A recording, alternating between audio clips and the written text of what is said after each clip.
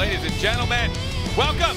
There's a little, you let into it. Yeah. Oh, I was like, the ball's still on the screen. To be fair, I couldn't hear it that time. Oh, so I had me no neither. idea. Yeah, I had no So clue. now you're welcome to my world. Yeah, welcome to your world. Welcome, ladies and gentlemen, to BattleRekt Europe, week number 5. My name's Findable Carpet. I'm here with the wonderful Toaster Loading. Thank you. And we're here to bring you yet another entertaining week of BattleRekt and shenanigans. Hope so. Yeah. Yeah. Week 5. Oh, hey, guys. Welcome to the 5th installment of this show. If you guys are just tuning in, I love it. I see people in chat like, hey, when's NA? Which means they're probably new here. So we're getting new people, which is amazing. Welcome to BattleRekt. This is a broadcast that we are putting on because we love this game. We think it's super amazing, and we want to give the community, you guys, a chance to shine in all of its glory while taking home some sweet, sweet cash. 9 weeks of tournaments. Again, like we said, we are on week number 5. So we're I guess halfway through the show. We're halfway there. No, was that halfway through the last show? It'll be halfway through this show. We are halfway done. We're halfway done. So once European's done, that is the half mark. Yes. Of this tournament. It is Sad. 9 weeks of individual tournaments. Man, we've gone through so much together. I'm excited to go through even more. But we have players participating in teams of 3 using the game BattleRekt. If you guys aren't familiar, go to Steam, download it. It's amazing. They sign up. It's free. It's the biggest part. And the tournament's free. The tournament's also free. Yeah, both of these things are free in your life. I don't know why you're not doing it. You can sign up. People, oh, dang it. Dang it. Okay, everyone look here. I was going to do a sick magic trick, but it's spoiled. You've revealed it. What were you going to do? I was going to ask him to pick a card, and I was going to go like, you know, and it was going to look really cool. That's some anime. That's some anime stuff right there. Because Xander came out. Yeah. We'll talk about Xander in a second. But anyway. Theme of the day is going to be magic. Magic is a theme. I'm glad you caught on to that before I said it. That's good. Questions about it, facts about it. I got to now think of fun facts about magic. But back to the tournament. So people sign up yesterday. We play a bunch of tournaments, whittle down to the top 8. And those top 8 play every single Wednesday down to 1. We play it all today for the tournaments, and the first place taking home money. It's going to be amazing. Well, let's just talk about prizing right now. So we've got $9,000 total prize pool. That is broken down to $1,000 every week, or $500 per region, EU and NA. And the way that's broken down every single day is first place, walk it home with 350 big ones.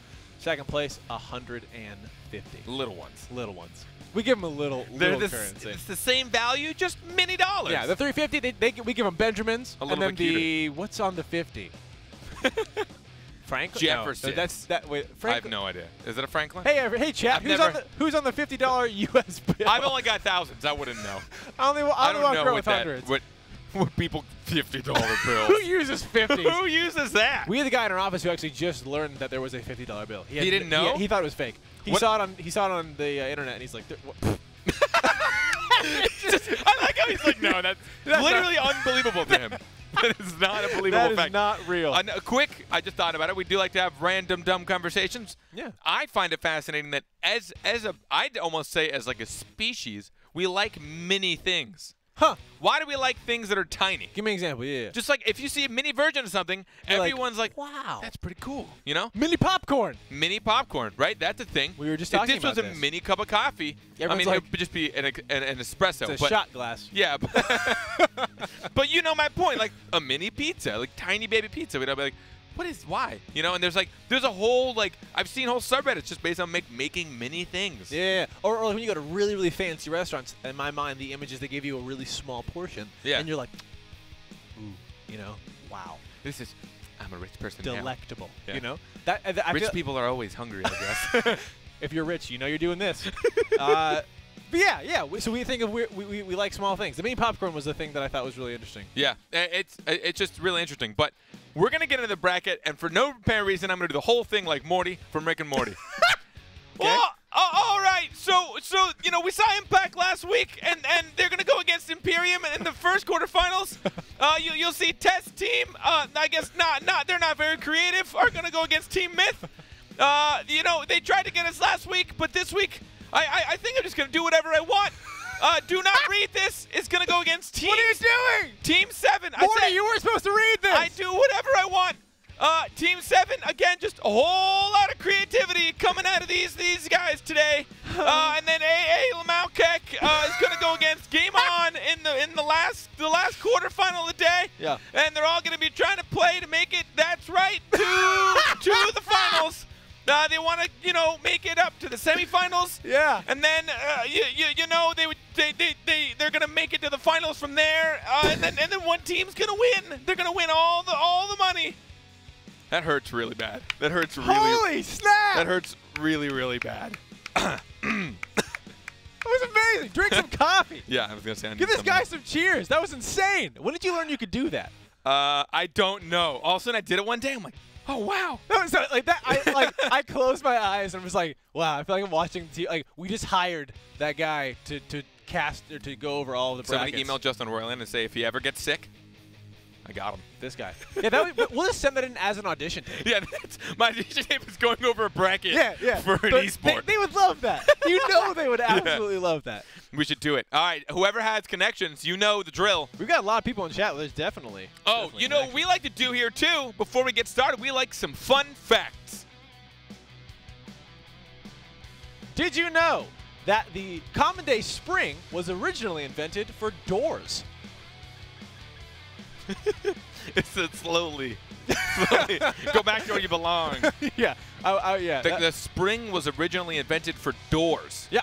So is this like to make them bounce back? They thought, yeah. So it's like instead of using the hinge before they thought of a hinge, they're like, oh, like let's give it the so it like doesn't like, I don't know, where the hinge hits the wall or the mount, so the spring will like push it apart, so like it would be easier to open. I don't know. Obviously did not work. I mean, it might have. Maybe. We don't use it anymore. How anyway, oh, sorry. True or false? Oh yeah, true or false. True or false? Is that a true or false fact? I have also already lost my voice from trying to do Morty for. If we do this for more, like poor NA is you're gonna be mute. I'll do all of NA and Morty. That would be freaking insane. That would be ridiculous. I would give you all the cough drops. We'll get a bunch I look really dumb. I'm like straining and screaming. As long as let's just do it casting as it would be really fun. Oh, that'd be rough. Yeah. That'd be real rough. We might give it to you guys if you want it. Well, we've got our first matchup ready. Blue team versus Team 7, which isn't. I think well, they're not Team 7. It's Team 7, and they're in the 7th. Wow, good for them. Pestulous, Randler picking up Pestulous. Good for them. Well, so like when we Nye on Jade.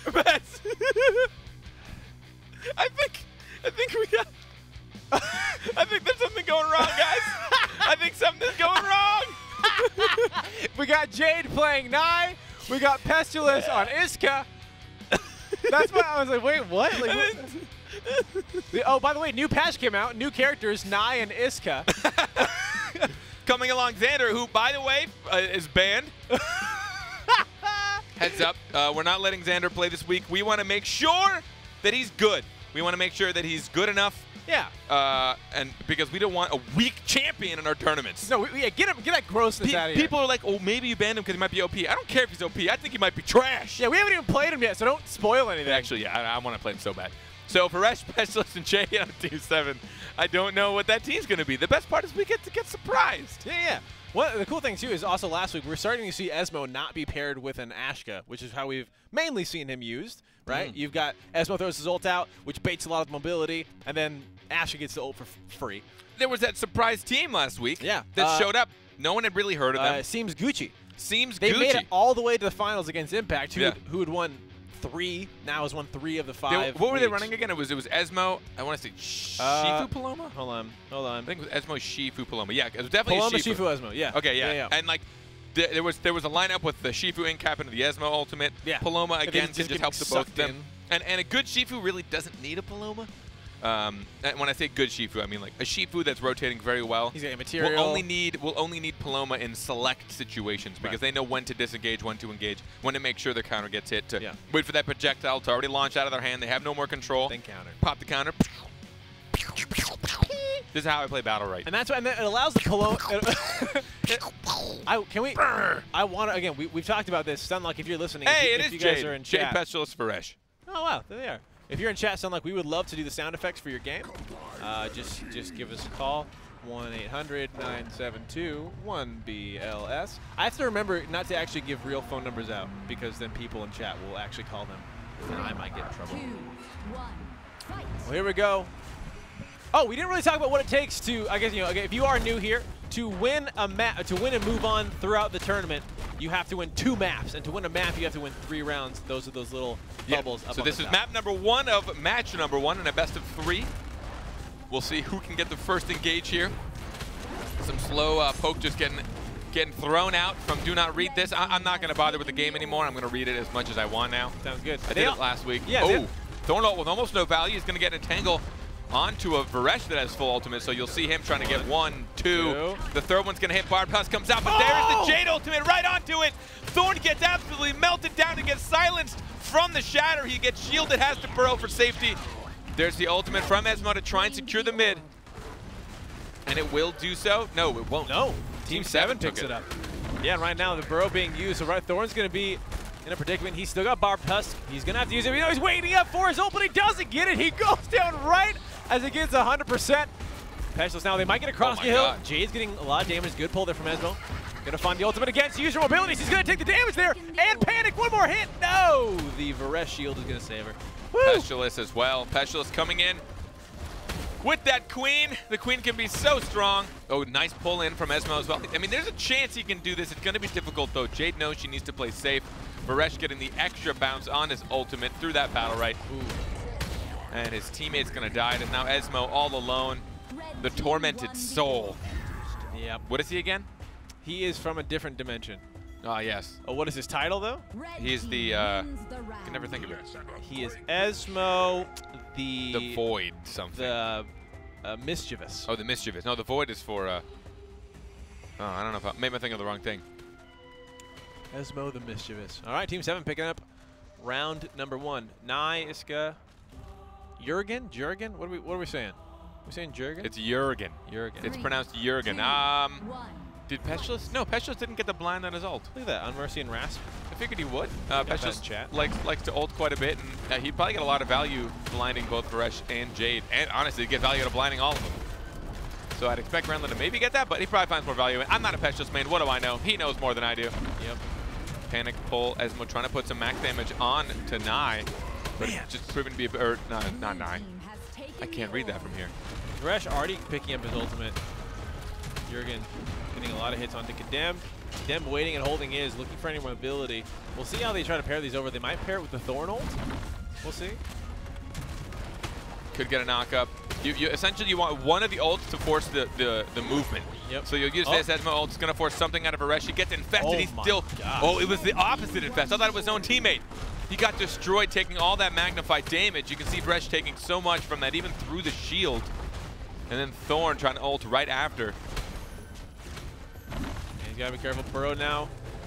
He's down. Right in the queen. Right in the enemy queen. Walks out before it pops. Barb Husk forcing to come out. He might be going down here. Your Nightmare really low. He does fall. Will the counter kill happen? A nice counter there coming up from Jurgen. The dodge being pulled by Esmo. Ultimate not getting a ton of value. This is looking like Team 7 might have this one again. Red team claimed the orb. Ooh. Oh, scary. I think it was just. Oh no, I did get it here. All right. The lowest member here is Varesh. Good positioning though, making sure using that queen, blocking in projectiles, mounting up something we haven't talked about a ton. Yeah, it's such a particular thing, and it affects the game in enough of a way, but not in a way that I think is like crazy exciting. It's just like amazing for players to reposition and take things control, like taking the small green orbs, taking the little yellow orbs, just getting back around the map, especially when someone has dedicated too far for an attack. You know, right now, blue, if they wanted, could mount back up and get further away if they needed to. They actually were able to secure the orb because of that overcommit, but I don't think they're going to have the cooldowns and the health to survive this anyways. Staying alive for a good amount of time, but Team 7 is going to pick up their second round. Now, Do Not Read This made it to the semifinals last week. Just seeing this much pressure. Team 7 doing a good job. Oh, look at that theme. Look at the green. They're all opening their hands. They're all dark. It's the dark theme. Dark theme. They're dying. Oh, interesting. What have you found out? Oh, some really fun facts. Ooh. For the day. 3, 2, 1, fight. All right, final round here. Team 7, if they can pick one more, they're going to get it. Do Not Read This. Thorn's cooldown, so he's just used everything. The pull, the space, the entangle. He's got nothing left. He's just kind of stuck here. He needs Swarm to protect him from max health damage. He should have some by now. Now he's got the space. He's going to push up Jade. Will easily jump out of there. Now their support, though, is entangled and pulled, so Pestilus is trying to avoid using his space as much as possible. He knows how badly he needs that first game. And one thing we haven't talked about yet is we've got the update that just came out. So we've got a big update. This is a big patch. Yeah. So we'll talk about that during the break.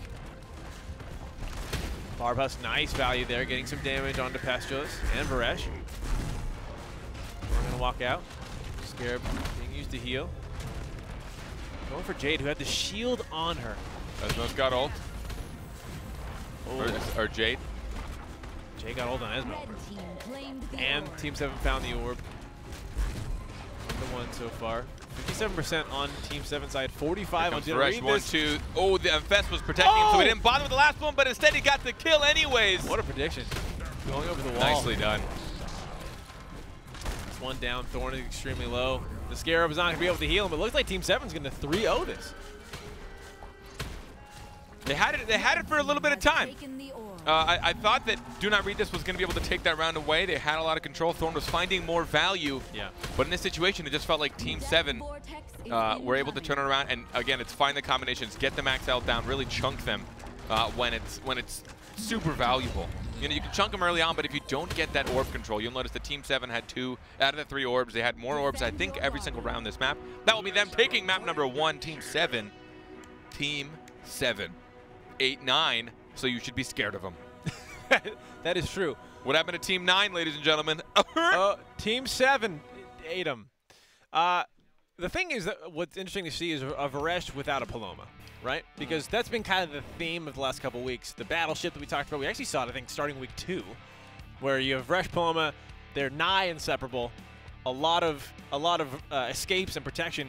Do you think what is that Pestilus lens to a Varesh that is equivalent to Paloma? I mean, he still has the long distance support. You know, when you look at, even though he has the M1 heals and the M2 heals, between his burst heal, which he can probably try and snake in, try and thread the needle and find him through a group of enemies, especially because, again, Varesh will still be kind of at range unless he's being hunted down by some sort of melee. Yeah. He also has that queen he can place down to help separate him, and the queen alone can then be moved and or, you know, blown up for a panic.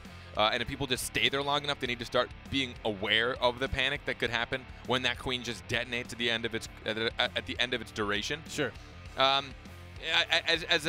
not a main support player, so I don't think I have the pure knowledge to tell you exactly where his raw value would be in that mindset. Chat. So chat, please.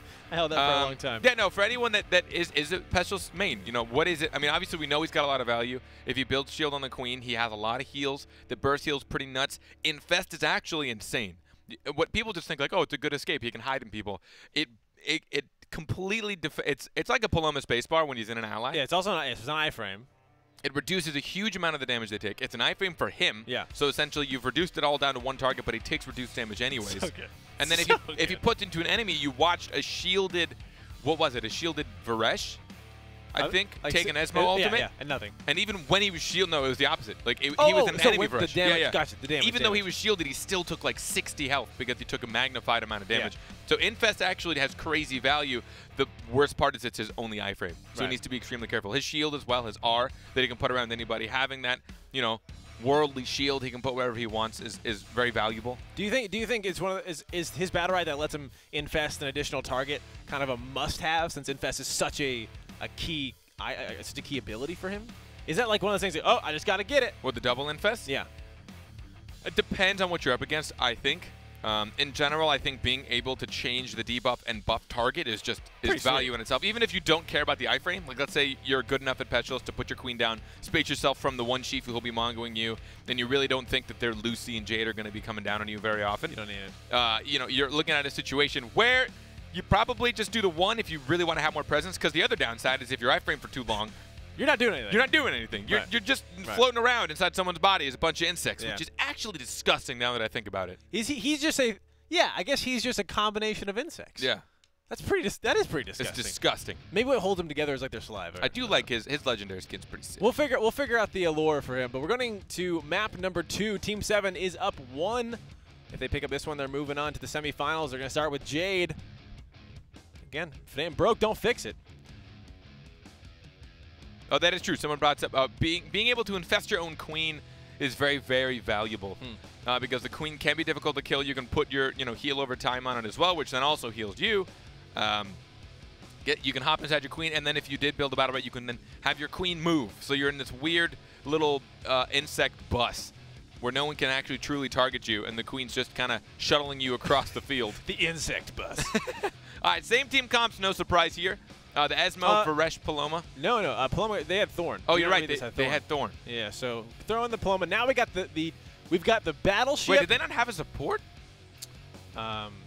No, they did. Yeah. Your Nightmare was on Thorn. Your Nightmare was on Thorn, and then Randler was on Pestilence. Yeah.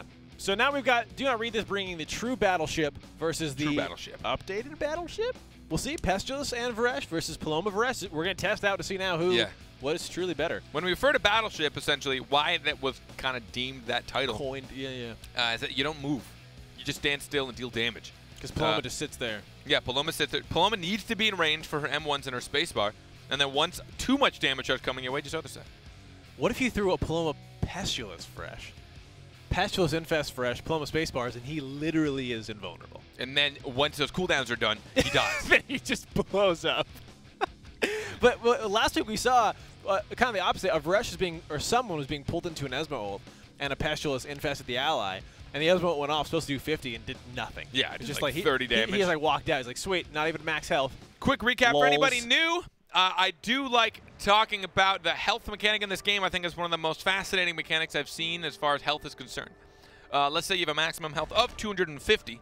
You can take up to 40 damage before you start losing permanent maximum health. Yep. So if you go down to 210 health, you can get healed back up to 250. If you go down to 200 health, you can only go back up to 240. If you go all the way down to 10 health, you can only get healed back up to 50. So it forces the game to progress. It forces you to be that much more conscious of when you engage, when you can take damage. But obviously, your cooldowns and abilities still do the same damage. So no matter how little health you have, you're still the same threat. Healing becomes very strategic. You can't just go, oh, I can heal up everything, right? And like you said, you pick and choose when you go to fight. Oh, here we go, map number 2. Starting off already at the top, Varesh versus Varesh. The Battleship has begun. The melee range, melee Varesh. Quick, just slap each other. They're just in the water, Look at this, and he's not stopping. He goes in further. Just keep slapping him. Right, now you gotta be careful. You go. There's the other side. He just wants to reduce the max health. He's already built his ultimate though. 1, 2, 3. He's gonna build a 4. 4th. He's just staying in. Oh my God. He doesn't give a damn. Paloma's also using the ult just to make sure he can stay in, putting it at range, only hitting him, and he goes in even further. They don't care. Do Not Read This is not going to stop the pressure. Here comes the ultimate Varesh. Team 7's Varesh misses. That feels bad. If he misses a single one of his ultimate charges, it will completely end in his place. Jurgen found no value out of that ultimate. He will find value out of the counter, and it looks like someone's going to get smacked by a Pestilence 1. Oh, what? No, he didn't even get the hit on that. Esmo ult's going to force all the mobility, and this is their chance to come down for the kill. Oh, but they turn around. Your Nightmare needs to be careful. He missed the Paloma ultimate as well. Whoa. Oh my God, that was sick! There's a mind control to a pull? No, he EX shattered him out of Paloma's ultimate, so Paloma didn't even get the heal out of her own ult for the second trigger. Oh, wow. Well, was there also a mind control into a pull? Paloma also got mind controlled. So she just could not do anything. Mind control into the shadow. That was sick, nasty. Do Not Read This. Still getting a kill there on Team 7. Varesh going down. But the cross kill onto the other Varesh. So now we've got a range support versus range support. Jade, Pestilence, Esmo, Paloma. Slightly missed time, but still got the wolf on him, which thankfully, for my own sake, has slightly reduced damage in the second and third hit since his latest patch. Still does 20 on the first hit, but the next 2 I think got reduced by 2 damage each. Spacebar there into the other side, so Condemned, got to be careful. I think he only has the Arcane Barrier, and that's his only defense right now. Does have a full stick of butter for an ult. We'll see if he uses it. Randler getting panicked away, and Team 7 going to pick up their first orb. This is a good round. This is a great round. We're about to hit sudden death. So Esmo has an ultimate. So right now they want to, here you go, get the pull on Pestilence, who's waiting as long as possible to use his spacebar. He knows he shouldn't. He knows how dangerous it is, especially with an Esmo who's been building up as much ultimate as possible. Oh! There it is, the pull on 1. She has to use her space. Paloma following it up. They actually don't find any value in it. They need to be careful, but the wolf alone might do the damage it takes. Yeah, Pestilence now using There's the pull. Right out of the infest as well, knowing that there's nothing left. The Arcane Barrier going to absorb all of Jade's ultimate right there. And this is looking like Do Not Read This is going to pick up round number 1. That was a really good match. The melee Varesh's was pretty fun to watch. That was actually really fun. Nightmare's like, you know what? That's it. I'm in. I'm going in. I mean, even if you can claim, oh, those ults found no value, maybe not in damage per se, but they found value in the use of cooldowns. It forced both the Infest and Jade spacebar. It forced all their shields to be gone. Yeah. And then at that point, Petulous is just an easy M2 for Esmo. All he has to do is just aim at him. He's got no more queen. He's got no more space. What's he going to do? Yeah, your target. Hanyolo Joe asks, how good is BattleRekt? Well, while I look up a thesaurus, I will tell you how good BattleRekt is. It's amazing, though. Carpet, take it away. I'm going to look up the thesaurus. It is amazing. And there it is, the melee of Varesh up top yet again. Who's going to hit the R first? Who's going to hit the counter first? Ooh, the counter actually won't get hit by your Nightmare. He's in a tight spot. Needs the other side to escape, but take a look at the damage Paloma took. He went for the sacrificial swap, but he might die for it. I think he just might. He's got the double debuff on Varesh. Did not get hit by that second swipe. Other side being used now. Your Nightmare's got a full ult. Now he goes to use it. One hits. There's no, just Jade's one. just trying to run out as fast as she can. And this is not looking good right now for Do Not Read This. Team 7's health advantage, 56% right now. They've got center orb control. They are going to pick up the second one this round. And this is the complete opposite of last time. Oh, there we go. That's it. Good night. The other side might heal her. There we go before the Scarab goes off. And they do There's find a cross Pestilence, kill. but there's a cross kill again. But here's the thing, Team 7 does not have a support. Yeah, that's huge. So if Do Not Read This can stabilize, they have an advantage here with just the heals There's one alone. ult. Varesh R's away, so he does not have his ultimate anymore. That's good. Now he wants to just get the orb. He couldn't get it. At that point, he needed to stay in. Without that orb, they were pretty much done so. You make the sacrifice to yourself. There's the ultimate, but he misses. Gets eye-framed by Esmo. I think he's about it. He's pinned in the corner. Just barely enough energy. Has to R out, and this is it. He's done for. No counter, no R. Panicked away while he gets rooted and killed. All right. Do Not Read This will take the second round of the second map. All right, Hanyolo Joe, this is how BattleRekt is. Just to give you a few words off the top of my head, it's incredible. It's stunning. It's unbelievable. I mean, I would say BattleRekt is marvelous, shocking, surprising, wonderful, fascinating. Even, you know what? Even prodigious. Even that. I would say Prodigious? Yeah, all of those things. It's all of these things. It's all these things, Hanyolo Joe. You can't stop it. It's a train of entertainment, and this train's got no brakes. Check it out. It's amazing. The train without brakes is a horrible thing. Unless it's a train full of fun. Then keep it coming. Just steer clear and just don't get in its way. All right, again, Varesh melee comp up top. I feel like they've wrote a pact before this started. Like, hey, let's just tunnel vision on each other and do nothing else. Well, we've talked about this. We've seen Varesh do this. We're like, man, you're ranged, and yet you're just right in the face. That's just my die here. One, Queen's two, down. three. The ultimate. He sees it, so he switches targets. Your Nightmare. Really good reaction there. He was on the second tick of his ultimate. He saw Jurgen starting to ult, so he decided to not go for him. Gets the full value. And look at Jay. They're going to go back. Aring to find her. There's the kill down. And right now, this does not look like an opportunity for a cross kill for Team 7. Everyone on Do Not Read This is just so healthy. They're about to lose their support. And it looks like we're going into map numero trace. So I see a conversation going on in chat, and I'd like to address it because we like to talk about this. Also, we want to interact with you guys, so feel free to ask us questions. Yeah. Ask other people in chat questions that know the game more than you do. If you are brand new, welcome. I hope you're enjoying yourself. We're about to go into an exciting map number 3 in this best of 3. Your Nightmare really taking it to him that with the Varesh that time.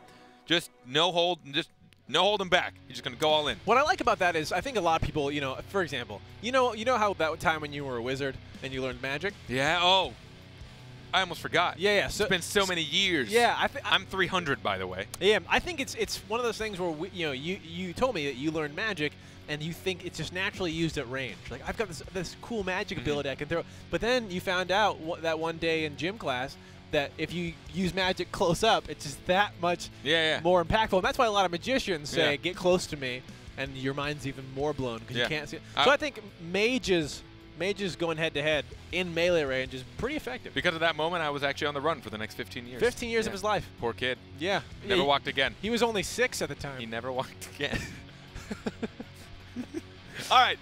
Replay of the really cool Shatter. Trying to make sure that Paloma does not get any value out of her ultimate. You'll see Paloma place down that ultimate to help her Varesh, thinking that Your Nightmare would come back. Also knowing that the Esmo ult had been placed down. So we're going to see it come up soon. She just doesn't have ultimate yet. Oh, maybe this isn't the one. Oh, yeah, this is the one. Okay, so she just built ultimate. Yep. Varesh is going down. So she figured he was going to ult here, or R into here. He doesn't. But they don't want her to get any value. Mind so control, shatter, and then no value. No value on the second ult there. So essentially, Paloma's ultimate, that big thing you saw down with the spirit in the middle, it has 2 big surges of damage and healing. So it heals any allies in it, and it damages any enemies in it. And it'll heal you for like 30. It's a pretty big heal. So shattering her out of that, actually, not only did she take more max health damage because she was below the 40 health threshold, she didn't heal but she didn't heal for any more. So then she just took even more outside of that, which is pretty nasty. But I want to touch on the subject. People in chat talking about, what is this game qualified as? People, looks kind of like a MOBA, right? Yes. Looks and feels a bit like a MOBA, but plays a bit like a fighting arena. Some people have also compared it to a fighting game, like the fighting style. Yeah, you have EX abilities. You got to manage energy that way. Yeah, there's EX abilities, there's energy, so it has tastes of that. It is at the core a fighting arena, and it kind of feels and controls a little bit like a MOBA, but it's WASD movement. This is not click movement. So it's WASD movement. Every single thing in the game is a skill shot, except for select few abilities that will shields. But they only auto-target allies. There are no auto-target enemies in the entire game. Every single thing. You got to be good to kill people. You got to be good. Got to be good. Even heals are skill shots. A lot of supports have a heal where it's like kind of an area on the ground, but you still need to time it. Find them, put it underneath their feet, and hopefully they get the heal.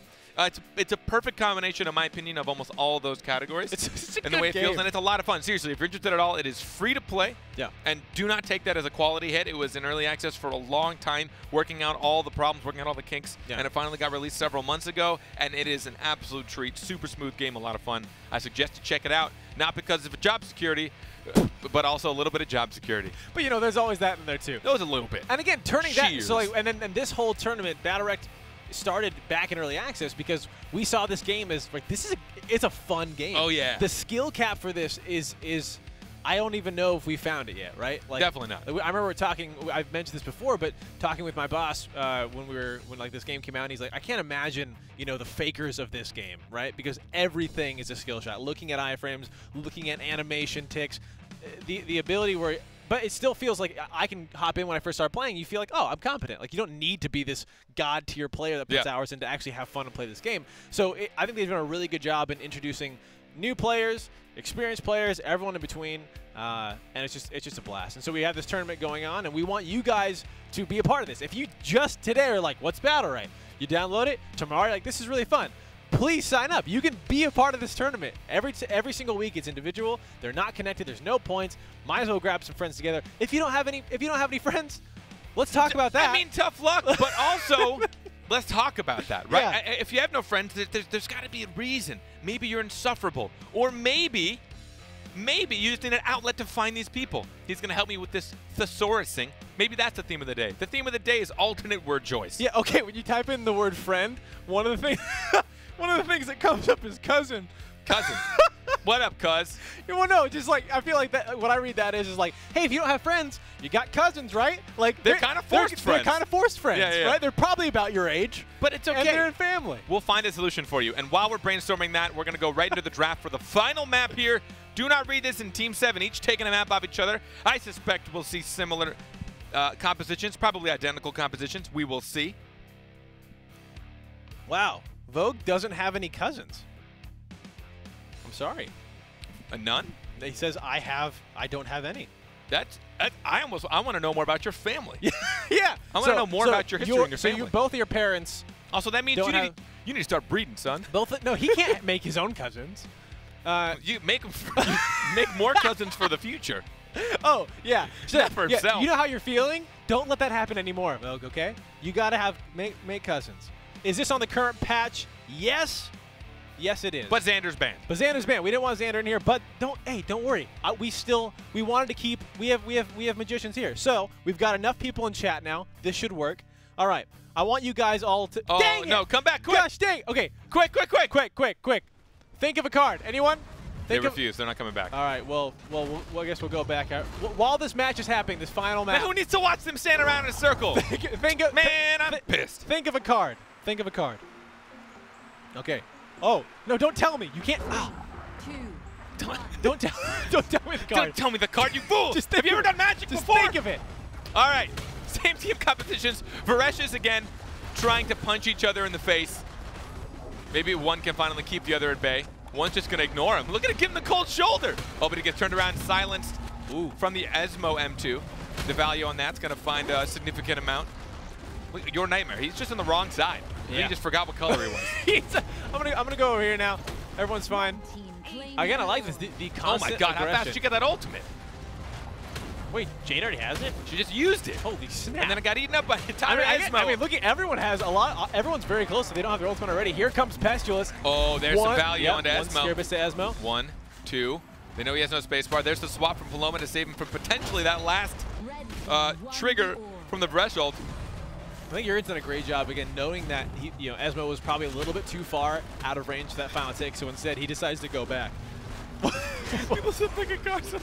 No, don't think of them. Keep them in your mind. No, but the cards they're picking. Oh, the knock-in! Jade, whoa! We gotta watch that Whoa! again. Jade just got knocked back into the Esmo ult. She thought she was safe. I think that was your Nightmare using the Shatter to push her back in. Shatter.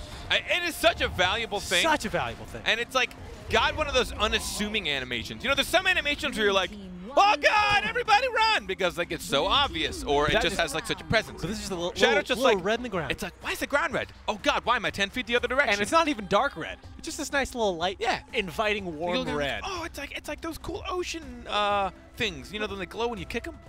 Yeah, little Asean enemies. It's like that, but red, and then you realize you're dying. Yeah.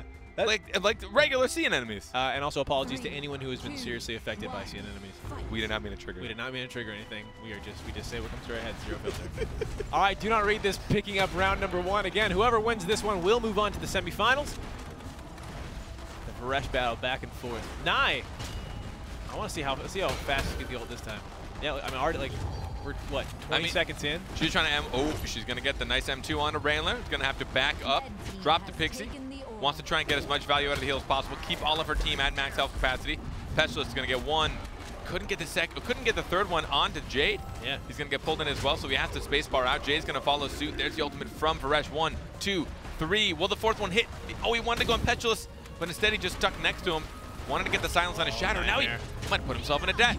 Yeah, having to use a shield to get out. Jade using the ultimate, a lot of value there onto Randler, and look at this.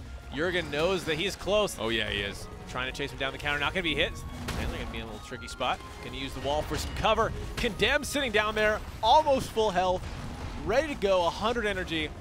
Let's see how he's gonna use it to turn this battle. Because your Nightmare is getting pretty low.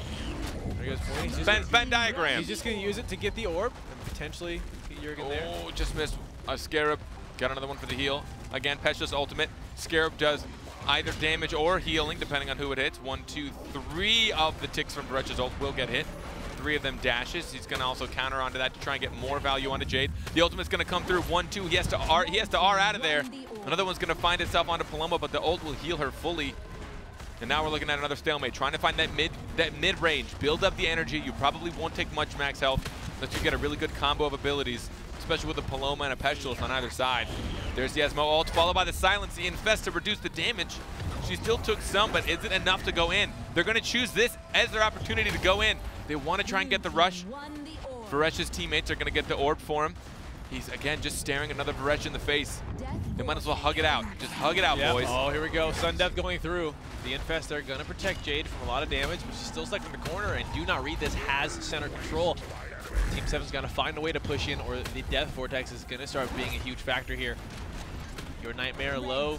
Nye extremely low as well, missing the snapshot. Here comes the ultimate. One. Time's up. Other side. I think one of those did hit Your Nightmare there, so a little bit of value. Not for naught, but here we go. When this gets small. Jurgen! Unbelievably low, and then Pestilus didn't get any heals on him. He's trying to WASD out of Condemn's Wrath, but he just can't find escape. And now Jade's left all alone. She's silenced, getting pulled in by the ultimate. Pestilus cannot help Jade any longer. He's going to find himself in death, getting pulled out of death anyways. Being pulled out of death to death. Esmo wants to feel his own hands on him as he dies. Get back here. I'm not going to let the world kill you. I want to do it myself. I think, but here's the thing. What I like about Do Not Read This is I think there's a section, there's a time, and this happens during play, where you realize the game's kind of stalling out. Not stalling out, but no one's making any progress. The Death Vortex comes in, and then I think there's this mind shift where it's like, okay, now who does better when it's close quarters? Who's gonna thrive? Because if it's not you, you got to make things happen now. For Do Not Read This, they've got 2 AoE big ultimates that are very hard to avoid when that Death Vortex comes in. So I think if this game goes to sudden death, Do Not Read This is in favor. So Team 7 has to find something to do before that gets to that point. And a lot of that is heavily based on watching the cooldown rotation. If you've watched, you know, Pestilus and Varesh use a lot of their heavy hitter cooldowns, you might as well just go in at that point. Even if you'll take some damage, you'll most likely deal more because they have no more movement. You'll see Nai has just jumped. He's already used EX Stealth, but he gets rooted, and now he's stuck inside of the ultimate. Forced to have the Infest, and nothing! It didn't even break through the shield. Unbelievable. He's going to use the EX Stealth again to try and get a snipe off, find some damage onto Paloma, who other sides herself, which means now they can try and gain that mid control because Varesh is not going to engage, knowing that the other side is down for his team. Condemned getting that BattleRekt that adds the silence on the end of his M2. I think it's just even that little, I don't know, it's a very small amount, but look at this, the prediction onto Jade, Shatter going through. Scarab forced to be used, there's the stealth, but the ultimate on Paloma. Oh, panicked into it! That was amazing. Varesh was about to use the iframe on his ultimate to get out of there, but he got panicked during the channel, stood inside of it and watched himself die. That was very well played by Do Not Read This. Look at this. We talked that Team 7, you know, Do Not Read This has the advantage when it goes into late game, but they didn't need it. They are going to pick up the second victory. Congratulations, Do Not Read This. Moving on to the semifinals later in this day. Team 7, thank you for making it this far. Congratulations for going through all of bracketed play yesterday. We hope to see you return. And everyone doing the new patch. That's the other thing we haven't talked about yet is the new patch. We haven't really updated people that. I'm going to pull up the patch notes. Yeah, pull up the patch notes while I cover a little bit of how today has gone so far. So that was the very, very first quarterfinal of today. The very, very first. I might as well just talk about exactly how first it is. I just it really Googled doesn't matter. patch notes. All I did was just Google patch notes. I'm sorry, Oogle. And this is the very big. Oh, sorry. Yeah, we can't do. They don't sponsor. No us, so sponsors yeah. here. Speaking of which, we have to talk about search engine. How can I say? We have to talk about warm pant holes later. Excuse me? Oh yeah. Sizzling capsules. Hot Pockets. We got to talk about those What things. did you call them first? Pant holes? Warm, because like pockets are, I guess they're holes in your. Just think of the phrase warm pant holes for 1 second. I don't want to. It's disgusting. I don't want to think about it. All right, so we just finished our first quarterfinals. We're going to be moving on to our second one later. But first, let's take a look at Jade dying in round number 1. She got melted. Absolutely melted through. Let's take a look at the value she got out of this. She's trying to double ASD as much as she can. She thought she got out of the Esma ultimate. She got pulled back in by his M2 and then walked into the Paloma ultimate. So she just took like 150 damage. She only has like 180 max. Whenever it happens to you, or I think even when that happens to you, there's times where you just don't get mad, right? You're just like, oh, okay. All right. Like she knew like, she was stuck between standing in front of enemies or walking into Paloma ultimate. She was hoping the timing would be Paloma ultimate explodes, then I walk in. But sadly, it's like, oh, hi Paloma ultimate. Oh, you are still here. And then let me go watch the enemy. Let me go say hi to the enemy after they can see how wounded I am. And then I'm gonna get out of here. Right now, we've got some highlights here from our last matchup. Again, Do Not Read This is the victor. They are moving on. We got to see 3 maps, 3 different arenas. And that is quarterfinals number 1 done. Did you talk about this, that we're going to have 2 that are off the broadcast? I was about to. Hey! But it's too late. Let's finish watching this game right here. You know, this is essentially the highlights from the last match we just saw. First quarterfinals of the day. I'm going to say it one more time. But yeah, we're going to move forward from here. Cover another quarterfinals. We will have 2 on stream and 2 are happening off stream. We'll keep you guys up to date when we check out the bracket of how that's been going, who wins and who loses, who moves on to our semis, and what we're going to get to see later through the day. And don't worry. It's all happening today. All of it. Today we'll get all the way to the finals. We will see the remainder of the bracket after this next game. We're only missing the 2 of the quarterfinals, and that's for time's sake. In reality, I can't handle too much. I scream all the time, whether you guys hate it or not. Too bad. Turn down the volume. And then on top of it, we also want to make sure that the teams don't spend too much time in the games. Yeah. They get kind of burnt out when you play one quarterfinal, then you have to wait around for another hour, hour and a half, 2 hours sometimes, and then start playing again. We want to make sure that it's smooth and quick for them so we get top-notch playery. For you. I know you guys are also in chat. We love having you guys here. So let us know. Again, give us feedback on anything you guys think is, hey, we think that we saw this format over here on this tournament. We think it was really cool. Yeah. Let us know. This thing is changing. We decide what happens. Literally. We want what's best for you. If you have any negative feedback, tweet it at ToasterLoading. Any positive feedback, tweet at FindableCarpet. My heart can only take so much. That was smooth. I got a haircut yesterday. Did you? Do you like it? It looks ridiculous. Thank you. I mean, it looks great. Thank you. Yeah. So everyone, did you think about a card? We're getting ready to go into the next. Yes. Okay, so I shouldn't clap. So we've got how many people in chat?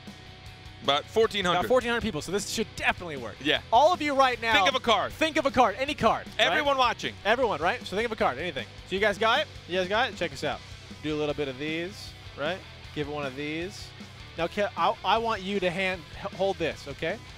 All right. So you guys are thinking of a card. It's in your mind, right? He's got the deck, but one card's missing. Uh-oh. If we count real quick, 51. There's usually 52 cards in a deck. Where did the last one go? I don't know. You guys got to find out. Oh. Oh. Oh. Oh. Oh. Come on. Right? One of you? Oh, one shoot. One of your minds just exploded. You're never getting that card There's back. just a cliff right here, by the way. This just goes down.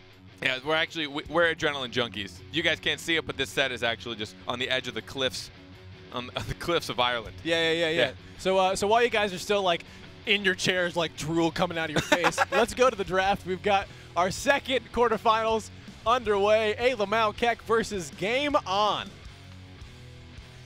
So we've got There's at least 3 people that are like, yeah, I hate to admit it, but that was my card. Hey, yeah, heck yeah, you're welcome.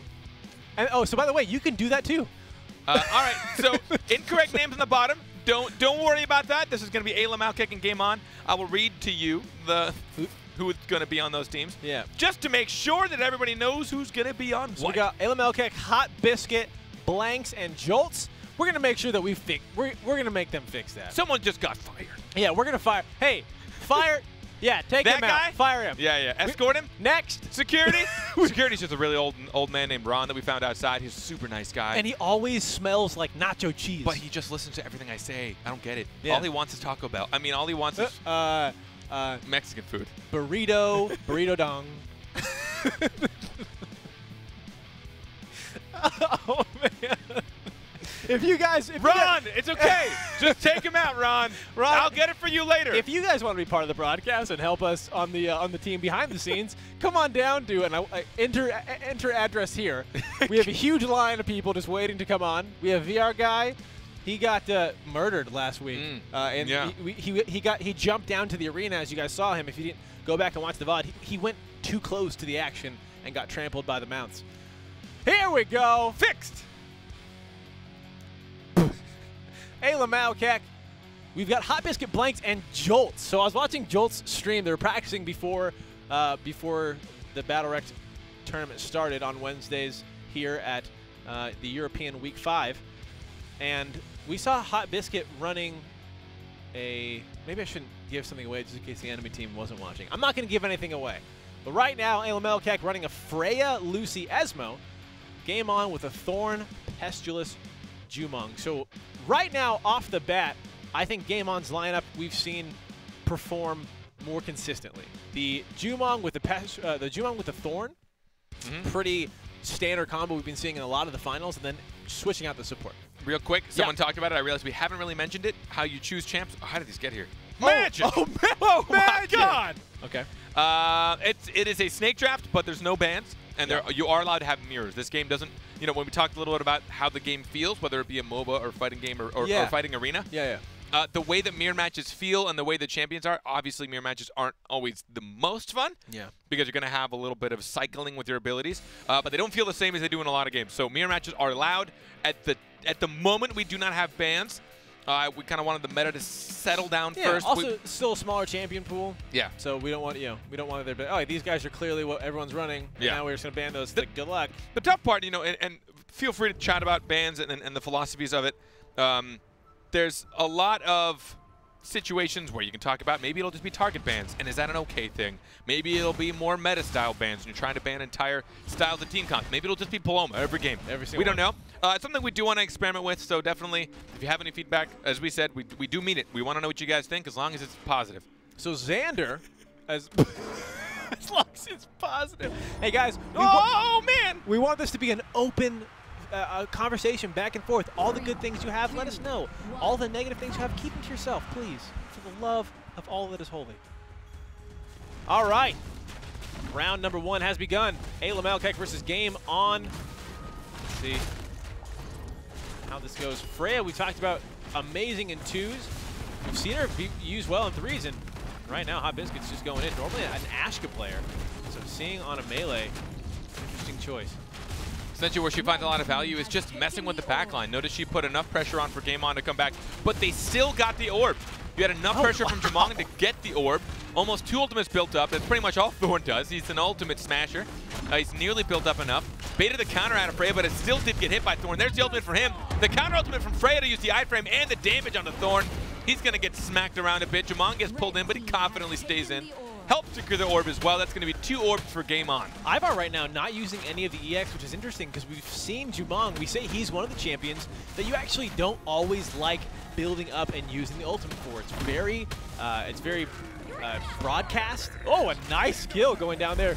The Lucio trying to be used defensively, but Freya is going to fall. Hot Biscuit leaving a little bit there. Blanks is going to pick it up and get a full bar of energy back. And if you guys didn't realize what has happened there, if you do die, any energy that you have will be rounded up to the next basically increment of 25 and dropped for your allies to pick up. And when they pick it up, it'll give you a little bit of health and also the energy that you had. A pull from Esmo onto Thorn, knowing he had to use the ultimate. He used his own ultimate to get out of another one. There is a lot of value wasted there from both Lucy and Esmo as Thorn uses his ult as the iframe. You'll see Lucy go down to the Dragon Strike. He actually used it. Yeah, she was mind controlled. She wasn't going anywhere. She just stood there. But imagine that. But if imagine like having a bug on your head. You're mind controlled. You can't move. You are paralyzed for the sake of whatever. And you see someone, and you see a guy just he's pulling back an arrow that has been dubbed the Dragon Slayer. And he's just shouting, "One shot will do!" And you can't move. And it's like DBZ, right? Where it's gonna take 3 episodes for that to finally charge up, which is how it feels when he has to use its ultimate. Sure. And you have to sit there and watch. And there's a lot of dialogue, ton of dialogue. Yeah, yeah. And they're explaining how he built the bow. We're watching the backstory of like where he found it. You should see how long my grandfather spent making this bow that's about to kill you. Yeah, exactly. All right, so there's Thorn in there. Got the rain of arrows to actually protect him. A little unorthodox there. Who's going to get the orb? Will it be Game On again? No, this time, Lekek will snag that first orb to pull into Petulas. Again, trying to save his invest, but he's used it, and the Queen gets pulled back. That's actually pretty good. Freya, she could find some value in her ult right now. Yeah, Jolt's also, I think his spacebar was down. And Thorn came over, found him, got the knockup, got a couple hits, got a stun. Taking him low. There we go. The Freya ultimate does take out the Queen. There followed by another one. They're gonna watch. Petulas spacebar right back in. Oh, he's just sitting there. He's just gonna use the scare, but he just takes damage. Wait, did Mini know that there was an ultimate on his feet? I mean, he knew. Yes, Mini knew. It's just a matter of what was worth the value. Oh, did she actually counter it or did she iframe it? I think she bailed out of her counter to get the iframe on her E so that she could dodge that charged arrow there from Jamong. The ult and the pull both missing for Thorn. There being a TH in Thorn's name makes me lisp a lot when I'm trying to speak with a lot of pace. Thorn even has his own list. Does he? That'd be actually really funny. I want to see a character. I want to see them make a character that has a list. Freya might go down here. She has to use her ult as the iframe. Gonna get bar passed out of there. There's the value from the Lucy ult. Freya just trying to survive. You see Lucy throw a couple heals her way. Red team will snag the orb, which is actually really big for them. Lekek needed that. Freya needs some of that max health back. But Thorn might just die here. Obviously going in knowing this is the opportunity. Barbhusk is down. Thorn is going to get back to safety. Esmo, you crazy. He's just standing there. Wow. You got the pull, the silence, and the M1s all the way into Petulas, who had a space bar out of there. Lucy goes down, but Freya needs to get a cross kill right now. Barbhusk gets out in the panic into his M1. That's going to be 2 down for Lekek. Esmo will probably go down shortly after. He didn't even get the orb. No, Game On picked that one up. Oh, that's got to suck. Oh, he got another ultimate now. He uses it, but it is not enough. Game On going to pick up round number 2. One more round away from picking up this map. Barbhusk, so good, pure adrenaline. So good.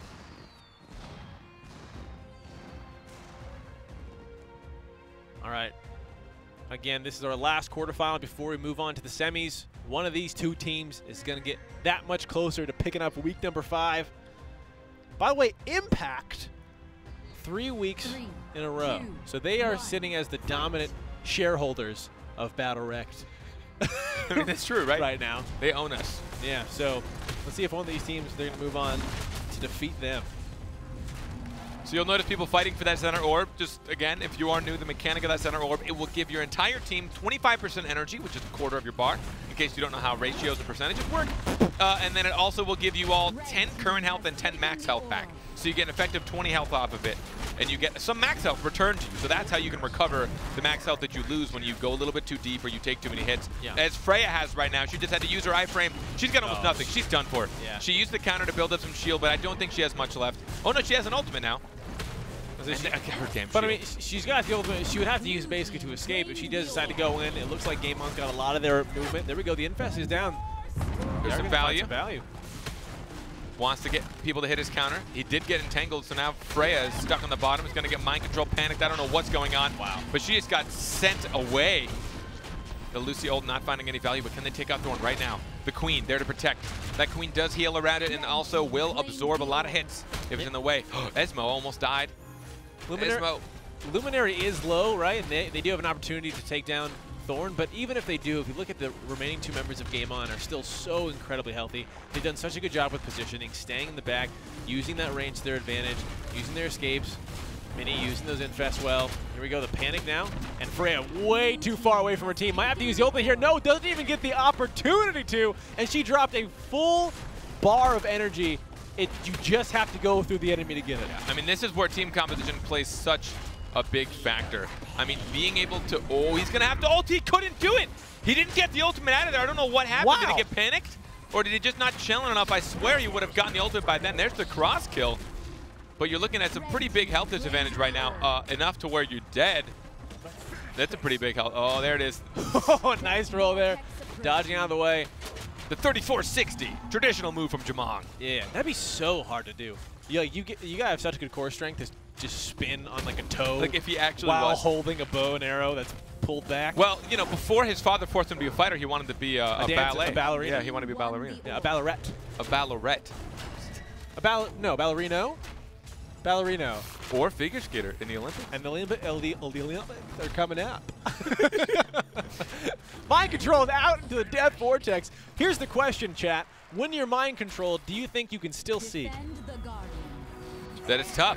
Yeah, there you go. That's question for your brains. For your brains, chat. There is like at least 10,000 of your brains out there watching this broadcast, and I'd like to know if collectively you can come to a conclusion. I'd like to know what that is. But now we're going to see Game On take the first map. Yeah. Remember, best of 3 maps. Yep. And just to speak on team composition and why it can become such a difficult task, why sometimes you'll see someone who can be great on a champion not have a successful run in a tournament.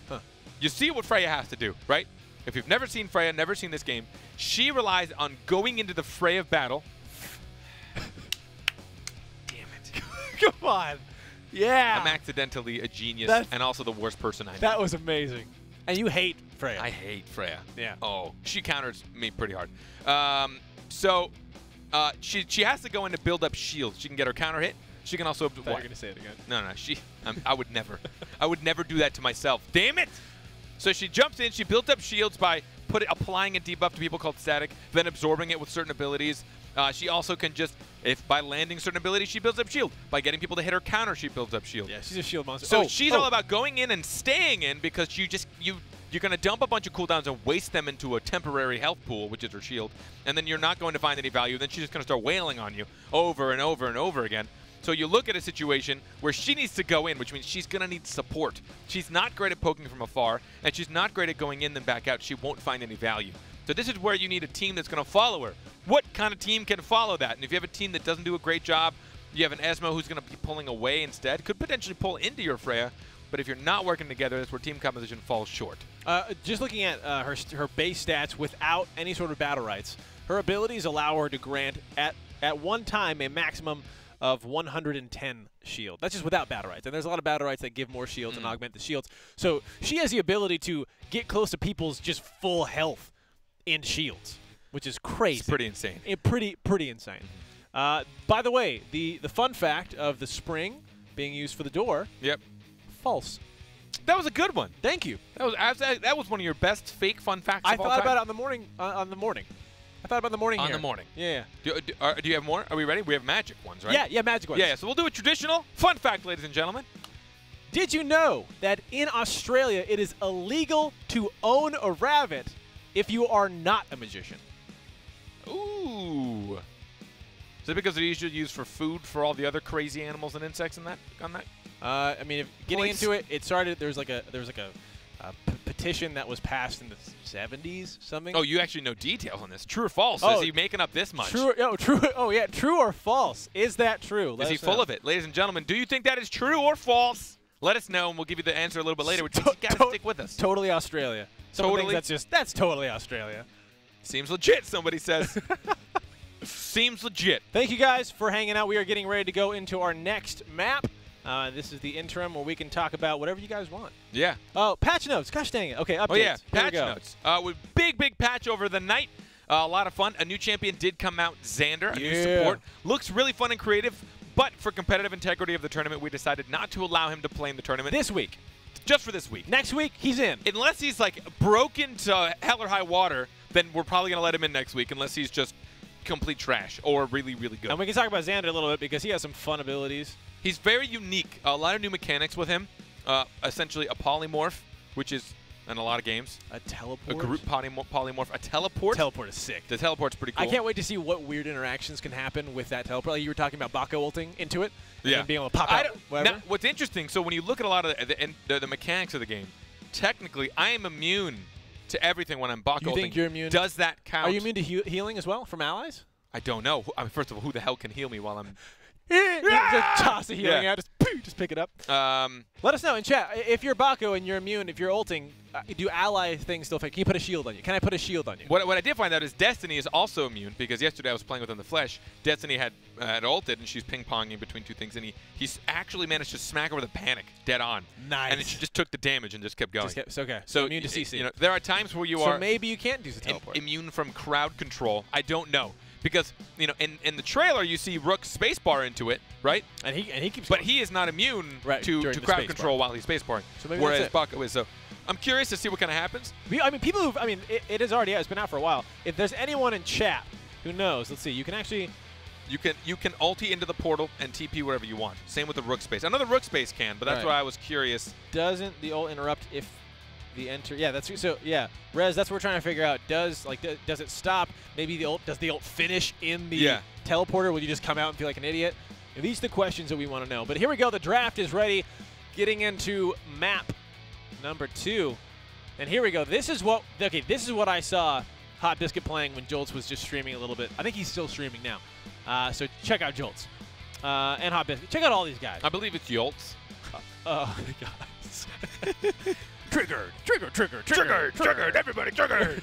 Silly Americans. So Croak, this is watching Hot Biscuit on Croak. So throughout this tournament, if you are familiar with Hot Biscuit, Ashka all the way. We've seen him on Croak a few times, and it was like, whoa, it was amazing, amazing playing. He's easily the best Ashka. Easily the best Ashka. Yeah, but watching him now transition to a melee, I wonder if this is just to support his team, what everyone else has their strengths in. He's like, hey, okay, cool, we don't need me on range. I'm going to go someone else I'm comfortable with. We saw him with Freya. We're now seeing Croak. I'm excited. See how it goes. Again, to kind of talk about how this game feels, you generally have a main. And since there are no lanes and the roles are kind of loose, aside from support, I think melee and ranged, it really depends on who you're going into. So the roles are a little bit loose. Yeah. Unless you're support, then obviously your role is to heal and not be a dick and not heal your teammates. But outside of that, people tend to adopt a main champion that they've played most on, that they understand the interactions to a T. There's really no thinking. It's second nature for them. So Hot Biscuit, generally on Ashka, we'd seen him on it for almost a year plus in a lot of the old BattleRekt tournaments. Unbelievable. One of the only 1v3s we've ever seen was him on Ashka, getting multiple ultimates, picking up from his teammates, and just shredding through a team. We got to find that one day. Just go back, find that clip, and just play it. It was pretty sick. A movie moment of past BattleRekt broadcasts. But here we go. Game on. If they can pick this one up, they're going to knock out Lekek from moving on to the semifinals. Will Lekek come back? There we go. Ashka. Man, I was about to say Ashka on Croak. That's how much I see Hot Biscuit on Ashka. This is also a very traditional team comp. You have the stun from Croak into a snipe from Jade. She's going to get entangled, but then pushed right back out. Wow. Don't know what pushed her there. She's going to try and get a snipe, and she missed the Thorn. I think that was intentional, knowing that he'd Barb Husk to try and, mind game through that snipe, knowing it was coming. There's a stun onto Croak, onto Thorn, who's taking a lot of damage. He has to burrow. He's silenced. He's got no more escapes. He manages to get that entanglement onto Croak, just barely. Gets the pull as well. Ooh. Oh, that's not Croak. What is wrong with my eyes today? Hey, I'm all over the place. No, you're good. One of the things watching is blanks on Older doing an amazing job putting those chronospheres down. Really messing up Taya, messing up Paloma, and right now Paloma and Thorn by themselves. Barb Husk forced to be used. Now the other side is down. That's 2 big cooldowns off for game on. LeKek might have the opportunity to do some damage, but they're just going to back off because Hot Nice Biscuit snapshot. down to 40. You'll know that Jade, especially if you have played the game, she has that really big snipe, but the EX version of it, she can channel an alternate version, and it's a quick snapshot, but you'll see, oh my god, look at that Hot Biscuit.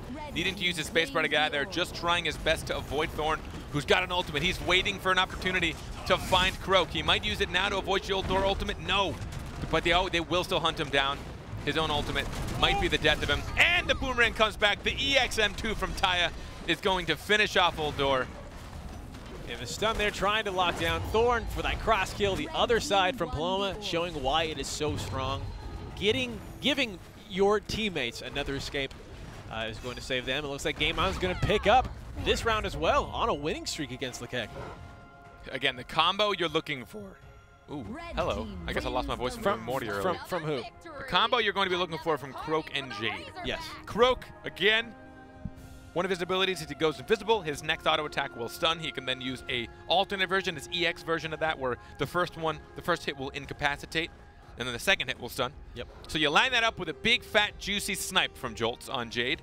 So you get the stun, you get the snipe, or the end cap and the snipe, and that's what you get. You just immediately get max health off of them for only 2 cooldowns. So it's an amazing combination, but difficult with the Paloma. You've got other side. You've also got Tornado from Taya. This composition they're up against kind of counters it pretty hard, and I think it's going to be tough for them to ever land that combination. Hot Biscuit now looking to see, waiting for that spacebar to be necessary. Going to be using Venom Blades. A little bit of damage. There's a nice stun. Oh, and there we go. You just talked about it. Right before the stun from Hot Biscuit goes through, Taya using that Tornado. One stun from Hot Biscuit down. The second one, a lot of damage now. Taya's got to be careful. Paloma ultimate, even though they're split up, but oh, it looks like Thorn's just going to get melted down here from Croak, and Blanks, just an M1 fight. Yeah. Blanks basically is like, hey, I'm just going to be ranged. I'm just going to damage him. Yeah, I mean, I'll hear you guys once in a while, but my name's Older. And there we go. LeKek going to come back and pick up a round of their own. They're not going to let Game On just have this. This is real big. So now, what it seemed to be is they weren't relying as much on that combination, which you just saw there, right? That's the combo. Essentially, the sniper, the snapshot into a stun. You can essentially just do them back-to-back if you want just CC, if you want to do the snapshot after the stun for the root, or you can just go for the snipe, get the stun and the damage. But now they're not relying so much on that combination. They're essentially, Croak will go in invisible, force something to be used, let that happen, then Jade just starts charging up her snipe. Yeah. They're not trying to make them at the same time, because essentially, let's say he stuns and she starts to charge up her snipe. The snipe comes, she gets other sided. That's now 2 cooldowns gone. For 1. But if you force 1 cooldown for 1, your trade is now better, because it was 1 for 1 trade, and now you can hit that snipe. Yeah. Another thing too is again pointing out the fact that your combos do not have to come from you lining up ultimates, right? You should look at your team composition and think about how your character, how your champion can interact with all the other champions out there. And that's just going to heighten play and allow you to set these max health moments up and slowly destroy the ones who oppose you. Thorn using the spacebar to put pressure on a Blanks. Ooh, a nice other side there from Mini, using the iframe that you get from it yourself to dodge the jump there from Croak. And that's a lot of damage negated. Jade's used her space. They want to try and hone in on this, Taya especially, but instead they opt to take mid control, knowing that Jade had to space out. She couldn't go back in. Dodging that snipe with the spacebar from Thorn himself, who's going to need to get a pull now if he wants to get some damage here. Finding the pull onto Jade. No, he does not find it, but instead on the back line, Croak's going to get entangled. He's going to get popped up. He's going to get stunned. He has to camouflage just to escape. He turns back around instead. Wants to put a little bit of damage onto somebody. Gets a little bit, and they'll also secure an orb. Get a little bit of max health back for Croak so he can engage. But Thorn's got an ult waiting in the barrel. Here it comes. Finds Jade after the spacebar. Wants to follow through. The Chronoflux there to help him out. Ultimate from Croak won't find much value. This is just tough. It's so hard for them to line this damage up to get the max health. Look at the health pool advantage. 80% to 40%. Even though Blue snuck that orb, they're still at a huge disadvantage right now. But they're building up ultimates. Talk about getting bursted. Older had an ultimate waiting to save somebody, and she still got destroyed. And there we go. Older now using the ultimate, going closer to the allies' orb. Going to pick it up, getting 75 here. So Blank's really close now to another one. One more hit. Now he's got it. See if he's going to use it. Hot Biscuit has done a great job staying alive. There we go. 2 ultimates down. They know the ultimate is gone. It looks like Older should be falling here. The spacebar going to save him. They're staying alive, but not for long. Game on. Picking up this one as well.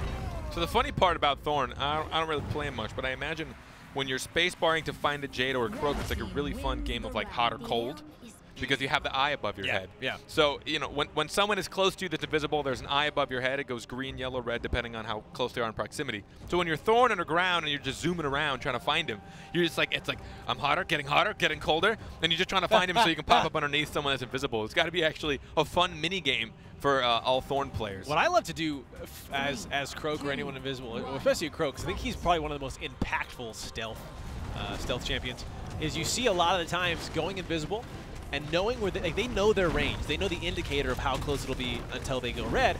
And so they'll just dance in and out of it, and it'll make them use cooldowns. It'll bait the enemy to like, oh, they panic and use some sort of defense. Then you're like, sick, got him, now I'm going to go stun him.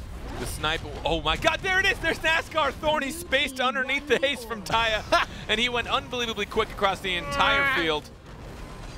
Taya needs the other side to get out of there. She used Tornado to help a teammate, but they're all grouped up again. Here it is. Will we see some value? Gosh. Taya might just get melted. Barb has to save her a little bit longer. Stone Glass, other side. There's an ultimate from one. Other side again. Wow, she's staying alive. But there we go. Blanks is going to finish her off. But still, all that being said, I cannot believe that Taya survived for that long. The other side dodged the Croak ultimate, kept her alive, kept healing the Barb Huss, so a good use from Game On to try to keep it. But now we go into a final round between Lekek and Game On. Game On needs this. If they pick this one up, they're going to move on to the semifinals. Lekek, it's now or never. Lekek really needs to find any kind of value in this composition. I feel like this is really tough for them. What they're up against, especially with Minion support, an unbelievable support player. We've seen him doing this for so long. And he also knows how Croaks play. He used to play with Teldo, who was one of the best Croaks out there, probably the best Croak out there. So, you know, Mini kind of knows when Croak will start being a threat. He knows how to deal with it. And his supporting right now has really helped keep his team alive. But isn't enough. Lekek want to take at least one map. They want to bring this to a map number 3. Maybe change their team composition up a bit. If they can just find raw value individually. Oh, Jade spacebar, she's so separated right now. And look, oh my god, getting pushed back, so the pull didn't happen. A little bit of anti-synergy there. Taya pushing them out of Thorn's pull, but Thorn has an ultimate. Waiting for a spacebar from Jade, this is it. He's gonna put pressure onto Jolts. Get in the pull. No, he just missed it, the entangle. Wants to find value, 1, 2. There it is, there's the spacebar. He doesn't know where she went. The tornado on Taya to save him. There's the ultimate from Thorn onto Jade. She's gonna EX-Q out of there. She wants to get that stealth, the speed. Lekek gets an orb. Taya's extremely low. Nice ultimate there from Mini to cut, get cut, the cut. healing. There's There we this go. Other side. That is the power again of other side. Negating an entire ult for just an ability. 100 energy for just a cooldown. And then the tornado. Literally, Croak can't find any value on this Taya, but she's got nothing left. Neither does Paloma. This is their chance, but Jade is going to get melted through all of that damage. They thought they had an opportunity, but they just couldn't do it. There were too many cooldowns to push through. So other side back up, no, but Barb Husk is. Wow. What are you gonna do? Tornado, Barb Husk, other side. Spacebar from Paloma. You just Phantasm. You just can't touch anyone on Game On. The opportunities for cross kills just not there. All right, Mini now going in. Older just gonna be falling down. Blanks trying to stay alive. Hot Biscuit does have an ultimate. Let's see if he can find something. Again, if Game On gets sloppy, they might be able to find this, but no. The ultimate going through. They're even going to let it pop. He gets the second one, a back-to-back ultimate there from Croak, but even that is not enough for Hot Biscuit. And it looks like Game On is going to be moving to... Oh, he's just running. You know, as memey as that song is, I hate people who use that song. And I hate you. Okay. So he is gone. Game On. Picking up 2 maps to 0 against Lekek. Moving on to the semi-finals. Really good matches, especially in that first one between the two. We'll see, again, no Ashka from Hot Biscuit. I don't know how I feel about the team comp pick. I think that has got to be one of the hardest times to find value. When on earth is Croak going to find value with anything that he does? Wow.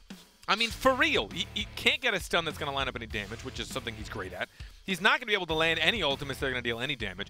You've got Barb House, you've got Tornado, you've got other side. Yeah. You've got the spacebar from Paloma, which, by the way, patch notes, got nerfed. Hallelujah, ladies and gentlemen. Her spacebar has gone from 40% damage reduction to 33. damage reduction when she puts it on an ally. And when she puts it on an opponent, I believe it went from like, I actually don't remember, like 20 to 15% damage. I don't remember exactly what it was for the enemies because she really only uses it for defensive Wait, threes. Keep going. You can find her. Jumong. There's no Jade. Huh? We're not talking about Jade. We're talking about Paloma. Oh. Go down. You just saw her. Oh, I thought we were looking for Jade. No, we were looking for Paloma. Did you listen to anything I say? No, I was looking. What is this? I was looking for Jade. You're fired. Oh yeah. So I yeah. don't mean So we were that. talking about the Ghost Wolf, the Soul Drain, fixed tooltip errors. Yeah, that's not what I mean. Her Phantasm, her spacebar. Oh. Yeah. Reduced to 33 from 40. So that's the BattleRekt, right? So the BattleRekt Phantasm boosted the spacebar damage reduction to 40%. Now it only boosted to 33%, which is Very really good. specific. Yeah, it's very specific, but also very good. I mean, Yeah. that alone is what made Battleship so unbelievably strong. Yeah. It's what helped her save teammates in ways that were unbelievable. It is the BattleRekt that you always got. Yeah. It was like like Paloma. It's just part of your kit. Yep. Pick up Phantasm. And someone just told me something in my ear, so I'm going to throw to whatever that might have been. Cheers to you. Looks like a replay, guys. Looks like we had a replay of just Jade getting melted down. Again, not a lot of value coming from that composition on the side of blue. Croak and Jade really finding a tough time lining things up.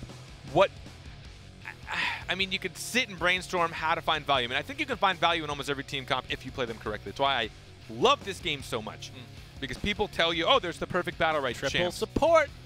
There's the perfect BattleRekt picks. There's the perfect way to play this. And I think that we've seen people find small niche ways to play almost every team comp and every We've seen champion. a double support comp last week do well. Yeah, we've almost, I think there's only like, have we seen every champion? I can go through. I think in the last 4 weeks, we've seen every single champion. I believe that we have. So we're going to check out a couple of replays and some highlights from this last match. They're going to be on screen for you, just so that you know. That's why it says replay in the bottom left corner for the uninitiated. I'll help you out there. We have seen, because we've seen Rukon, right? 33%. That is 1/3, and it's 33% from 25%. Inquisitor Bob, thank you so much. Yes. So the baseline resistance is it will reduce damage by 25% on her spacebar. The BattleRekt brings it to 33. It originally brought it to 40%. So now it only reduces by 1/3 of the damage that you take, which is still a lot, but isn't enough.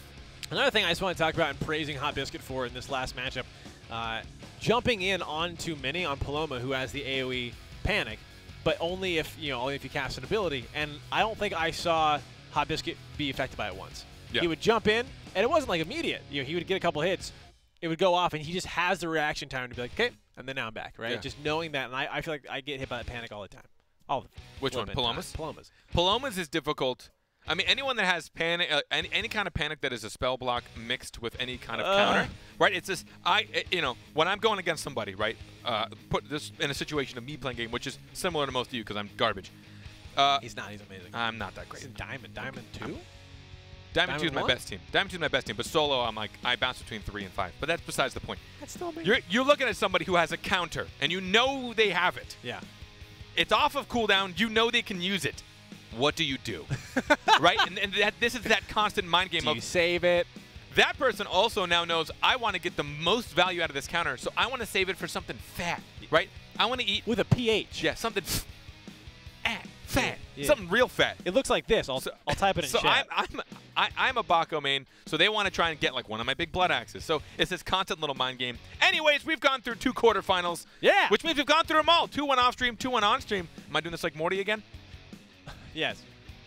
Yeah. I don't know if I can anymore. My voice got messed up. So we see that Impact took out Imperium in the top of the quarterfinals, and they're gonna move on to the semis. I don't think it's not nearly as good as it was this morning, so I'm gonna stop. Test stream going down to Team Myth off stream. Impact taking out Imperium off stream as well. We saw Do Not Read This and Team 7.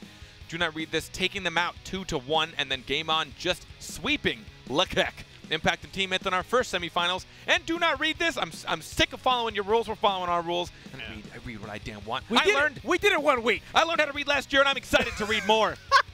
Going against Game On in the semifinals, and whoever wins those, of course, move on to the finals. And then that is the money match. First place going in with $350. Second place with $150. Yeah. I think it's everything. And the title of Goddom. And you guys do it too. Fun facts was true. It was true. It was true. Yeah, Australia, you cannot own a rabbit unless you can prove that you're a magician. I don't know what that process looks like. Like, how do you go to like the court building and just be like, all right, check us out, right? And they're like, sick, give him a rabbit. I imagine there's like some licenses, but like the best magicians go on. It's like, are you a magician? Do you think I am? Yeah, they don't and even answer. He just pulls out like I don't know, like a pen the size of his arm. Or what if like you walked in, someone asks if you're a magician, and you like pull off a mask, and they think like that's amazing, but that's not really. That's like a spy. Yeah, never mind. Maybe both. Maybe a little bit of Spies both. are evil magicians. Spies are magicians. They're evil magicians when you think about it. They're I guess magicians are deceivers. God, magicians are kind of mean. Yeah, we're gonna find a fun fact They're about magicians and the government more later on. Imagine the government's like hiring magicians. Like, just go and be magic. It will increase morale. All right, so we finished up with the quarterfinals. Yeah. We'll be moving into our semifinals very, very shortly. If you're new here, please stick around. I hope you've enjoyed the show so far. We've got the semis and the finals coming up. Maybe another magic trick from yours truly. Yeah, maybe. So we're going to go on a very short break. Don't go anywhere. All right. Memorize it. Okay, got it.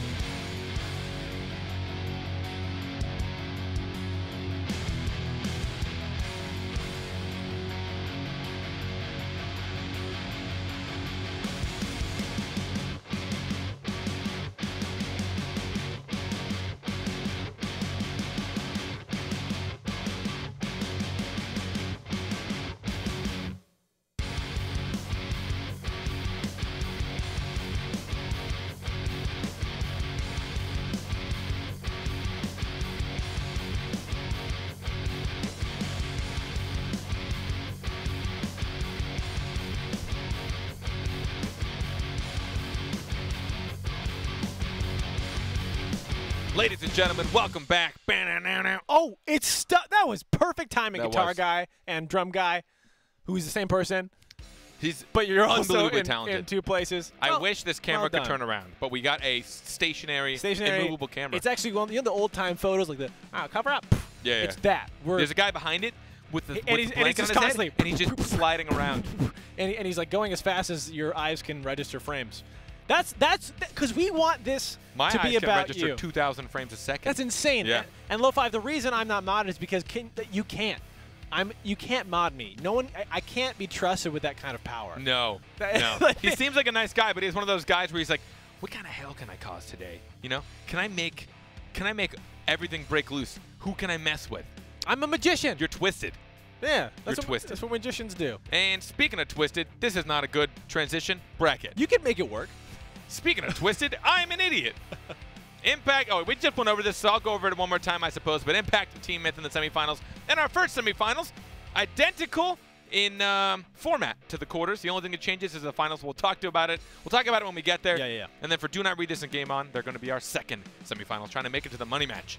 We didn't talk about map bans. We got a lot of things we got to talk about, so we like to disperse it throughout our show. Plus, it kind of puts you guys in a standoff. You have to keep watching to get more information. Who else does that? Casinos.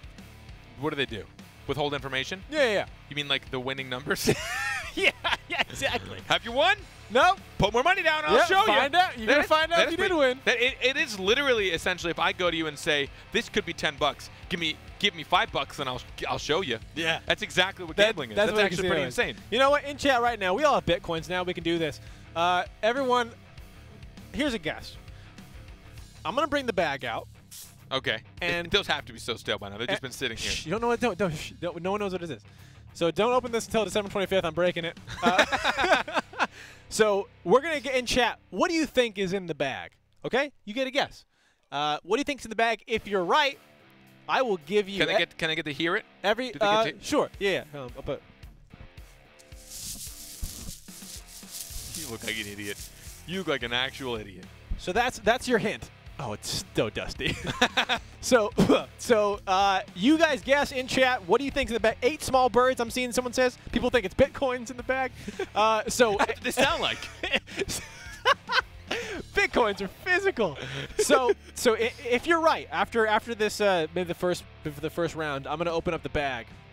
No, after the first matchup, Impact, I'm gonna open up the bag, and you are gonna. If you're right, I'm gonna give everyone who's right.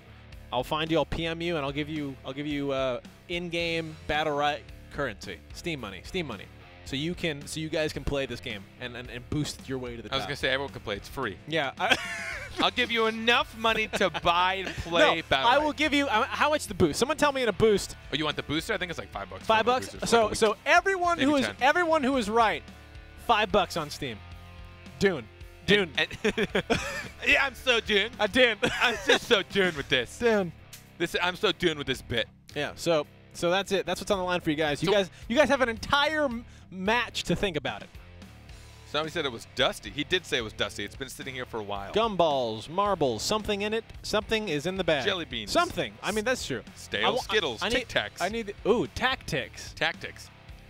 Unbranded candy. He's the closest. You know. But we're gonna come back again. I'm not gonna tell anyone now. We're gonna find out later. Rip Toaster's Bank. All right. All right, guys. So if you have any questions, any topics, if you are brand new to this game, please feel free to start asking. We'd love to try and answer them whenever we've got time in between games, between matches. Yeah. Right now, we're essentially waiting for our next semifinal to get ready, so they get to do their snake draft and their champion pick. Then they also. Oh, I didn't talk about maps. Here's how they. Here's how they choose maps, because it actually does affect certain team compositions. It does. They want more walls, less walls, Angles. more corridors, certain angles, whatever it might be. Size. Each team Doesn't takes turns matter. banning a map. So let's say Team A bans first, Team B bans second. Then they go back and forth until there's only 3 maps remaining. The team that bans second gets to pick the first map they play on. Then the losing team picks the second map they play on, and then they're going to default to the third map if my they middle make finger. it to map number 3. You have to be very careful with that.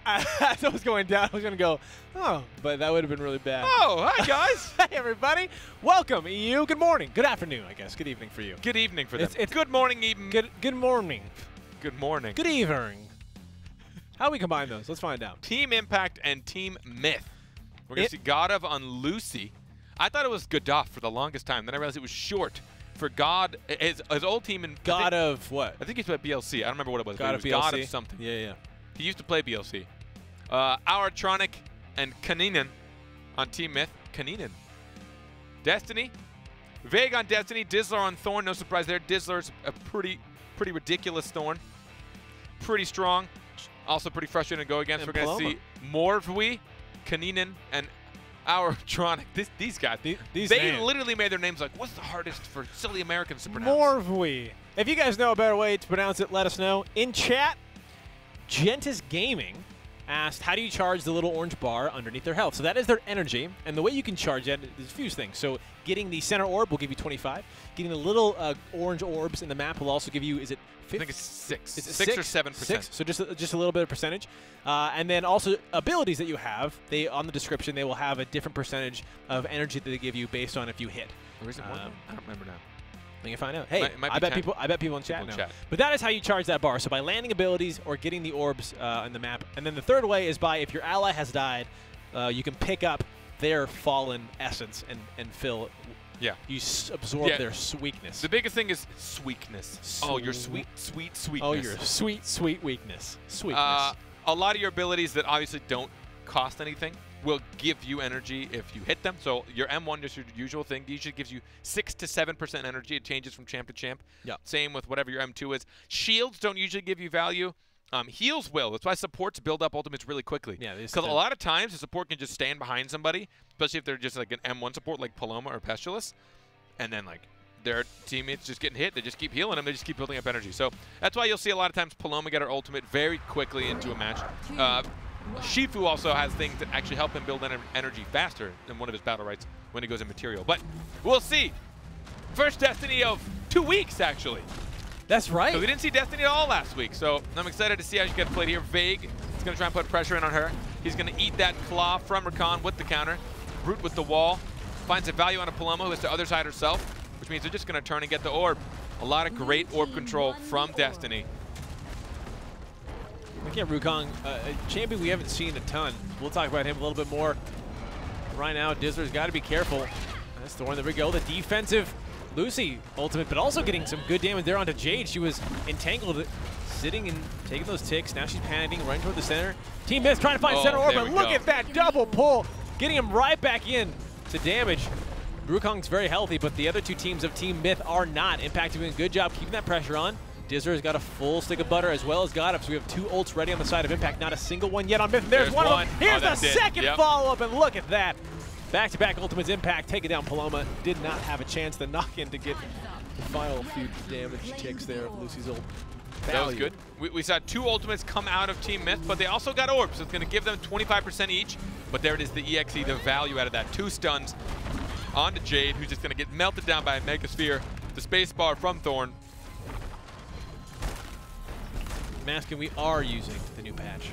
Yes, this is the new patch, but the new champion is not allowed to be played this week for normal purposes. He has not had enough time to find his path in the current meta, and we don't know how it's going to fit. We want to make sure that everything's fair. If he has any problems, any big bugs, which sometimes can happen in some games, although BattleRekt has done a fantastic job of not allowing that to happen. But on the off chance, we don't want it to ruin the tournament integrity. So you can wait just 1 more week. Be patient.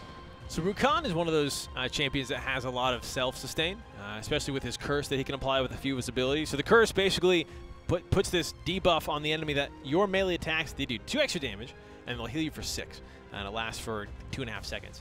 So getting him into those positions where, you know, that way Paloma can focus a little more on healing Jade, as long as you can consistently get those curses on the enemy. Just makes trades that much more valuable. The M2 from Vague just going into the wall there. Counter not going to get hit. Barrier and spacebar down. So it's a lot of cooldowns. And Vague's counter. So Rakan really wants to find a way in here. He does get the pulse, so now they can get some damage here. The Mega Sphere from Vague to push him back. He's built up counter at this point.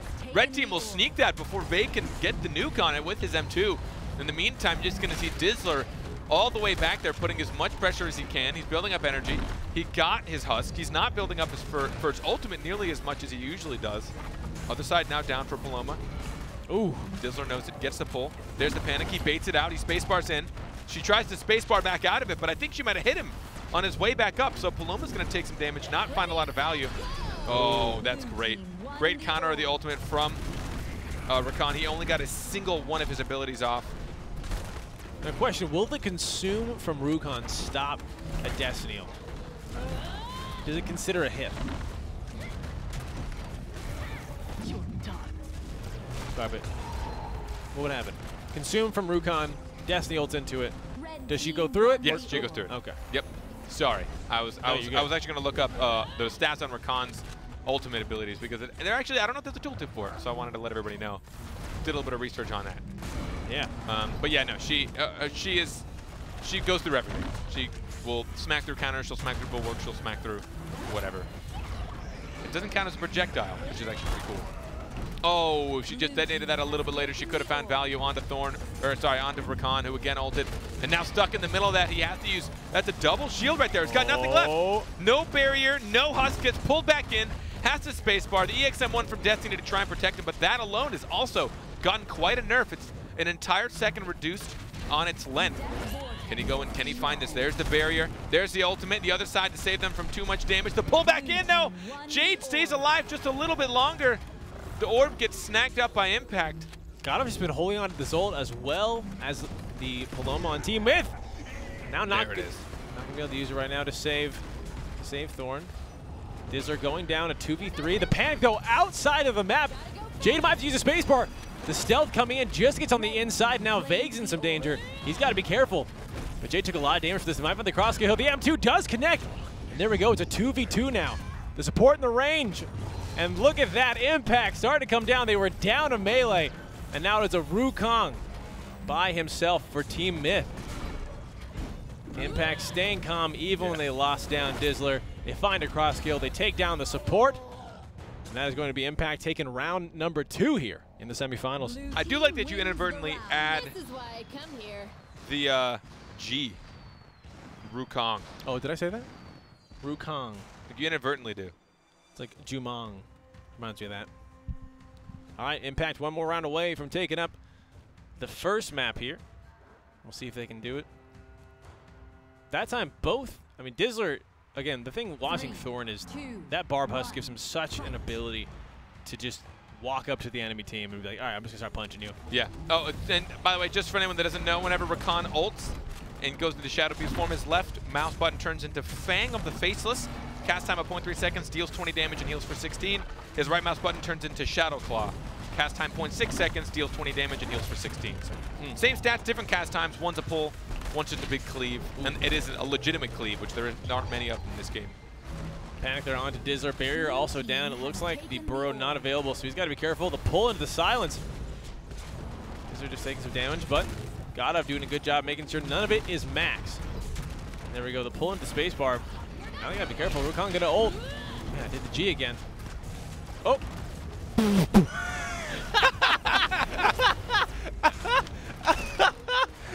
No way.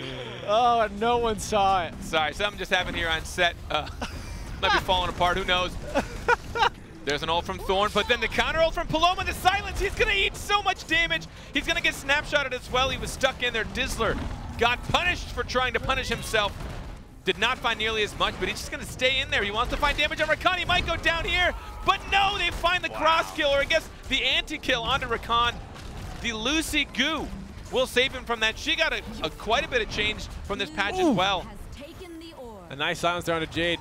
Wanted to ult, not gonna get it. Vague, keeping her at a distance. And with Thorn down, this is looking like Impact's gonna pick up map number 1 here against Team Myth. Whoa. Jade might ult to try and get the kill here. No, she actually used the EXQ just to get out of there. Ready, set, go. Got panicked. She's gonna try and pinball her way back into this fight. Hey, she made it. Team Impact are gonna take that in a 3-0 sweep. Family portrait there at the end. Pretty confidently. Oh, God. Bless you. Supposed to find, there's a big mute button I've gotten. I didn't even think about it. Oh, also, I think that's the first time I've ever sneezed on camera. Or on air. Ever. I think the very first time I've sneezed on air. Literally ever. Yeah, yeah. Really? Yeah. You guys, wow. I thought about it like a couple months ago. Like, I've never sneezed on air. You guys just witnessed history. History. Yeah. Here's a thought to think about, right? All right, let's think about a thought. Every single day, right, that happens is brand new, right? Never, ever, ever in the history of ever has that day happened before, nor will it happen again. even us on this set, like genetically, we're way different, right? A lot of our cells have died, and a lot more have been regenerating. We've got different people in different variations. We're in a different position in space. Like, this day is crazy unique. So, just you guys, be thankful for this day that you woke up, right? Like, you're experiencing something that no one else in history has ever experienced, and nor will they. In a more cynical thought of that, everything that you missed yesterday, you'll never get a chance to do again. You'll never get a chance to do it again. It's gone for all of eternity. In that exact way. Yeah. Nope. It's gone forever. The thing you decided not to do yesterday, you can never do that yesterday. You have to do it today. If you don't do it today, and you don't know how it could have happened. Like yesterday, if you'd have done it, you don't know what the outcome could have been because it's going to be different than today. You could have found your one true love. You could have gotten hit by a car. You never know. The pendulum is huge, you guys. But we've got right now, and we're glad you're sharing it with us here at BattleRekt. A replay. Here's a replay. Here's a replay. This is Destiny getting a juicy double kill. I don't remember which one this is. Oh, so this is Jade getting stuck outside, and then Vague doing what you always say not to do as a Destiny, never ult in overtime. Yeah. Going so far out. This map's big enough. I think this is one of the few maps where you can pull it off. You saw Paloma trying her best to save the day there, then gets pushed out into the nether. Yeah. The death vortex. Vague doing a great job on Destiny there. There was something that happened also. Or didn't happen. Or didn't happen. Who knows? So I'm not going to talk about it. A bunch of things don't happen. Can you now think about that? I had a really busy day yesterday, but there were literally millions of things I didn't do. Not even I mean, it's not even millions. It's trillions. It is an uncountable number of things that you did not do yesterday. An infinite amount of things I never did. You thought you were busy yesterday? Like it is uncomparable to all the things you could have done. Yep. And think about all the things. What is there's that Lion King song. Arrive on the planet. Been to the sun. Oh, sorry, I can't say Lion King. The Tiger God, the Tiger Prince. Do you know that movie, The Tiger Prince? There's more to see that can never be seen, more to do that can never be done. That's truth, like that, and we learned that as kids. And did we pay attention? No. Do you know how I know we're different people? Your brain started to recite a lyric from a child's movie, and I was trying to get out of some sort of crippling thought process that was going to lead me into a dark hole. I need to hang out with this guy more often. No. I want my brain to start like singing. This is the balance. That's like, what a depressing thought. This reminds me of my childhood, which is probably not a very good thing. You're asking what's in the bag. I said it's going to be after the match. So has it been after? Oh, we have one more. Well, potentially. Maybe two more. So the draft is ready, but keep really guessing. What do you guys think? Yeah, every time I pull, maybe that's why you sneezed. Maybe my bag made you sneezed. All right, here we go. Team Myth. Start with that Destiny. Gonna go Destiny themselves now instead of a Jade. I like it. They just see Destiny, not only her ability. Oh, no, they're also gonna bring Jade. Okay, so they're dropping the Thorn, 2 ranged and a support. I mean, honestly, with the Paloma, I mean, this is very similar to the Esmo Destiny that we saw, right? Esmo Destiny Paloma. No, it's Esmo Ashka. Esmo Ashka Paloma. It's going to have a similar sort of attack. It is going to be difficult for Thorn. I would not want to be Dizzler in this situation. Yeah. He luckily does have support with the barrier from Lucy. But finding a lot of value is going to be tough because you've got so much poke, also so much value. The wall from, I think, Destiny on the side of Impact is going to be really... It's going to be huge this map. Like, how are you going to use that cooldown to make sure you're optimally dodging as many projectile cooldowns for the enemy team to allow that Thorn to go around those and get some free damage and get some CC knockups? Apparently, I was told that the Tiger Prince is a weird video on YouTube, so don't look it up. I don't know. I don't know what that is, but just to be safe, just stay away. Just stay away. Oh wow, that Mapapa. That's a really good wand. That's a great wand. Also, if you guys like what you see, you guys want more information about the tournament or when we're broadcasting, go and follow us on Twitter @WatchNGE. You can also tweet to us @FinalBullCarpet, @ToasterLoading with any questions, comments, concerns, videos, music notes, paper, new music sheets, the whole nine. All right. Thorn wants to try and find his way in there. The barrier's going to get wasted, though, because he chose not to go in. A little bit of miscommunication there from Impact, so they have to wait for the reset, wait for that barrier. Want to avoid losing max health, but so far they've done a great job of dodging the long range of Team Myth. Yeah. But at this point, orb can be anybody's. I don't care who's in the middle. Orb can be anybody's. This time it's blue team's. Godev's going to body block that M2 from Destiny, who's going to get silenced, caught in the middle of that, and get completely bursted. She did use displacement. We don't see Destiny build displacement very often. I was just going to say the BattleRekt that gives you that extra jump at the go. end. Holy snap. Walking out to death, getting pulled back in just like that. 2 members of Team Myth melted. The Lucy Goo just proving to be too much. A lot of times when someone does have the Lucy Goo on them, the toxic goo, the crippling goo, if you will, is what I believe the ability is called. I will. Especially if they've got counters, you throw it on them and then everybody looks away. Because the last thing you want to do is hit somebody who's got a counter that's already taking damage. Especially if they're inside of crippling goo. A lot of times, especially if you're solo queuing, you'll hear, or if I'm like playing with some friends, Lucio comes out, like, don't hit him! He's like throwing it on his sheaf. He's like, don't hit him, don't hit him.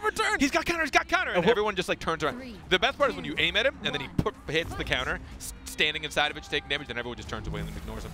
Well, that's the thing. We've even seen that here in this tournament. I think a couple weeks ago, the Lucy Goo went out into the Varesh, and that Varesh countered, and that was how he got out of it. And again, it's just knowing that is your only option at that point.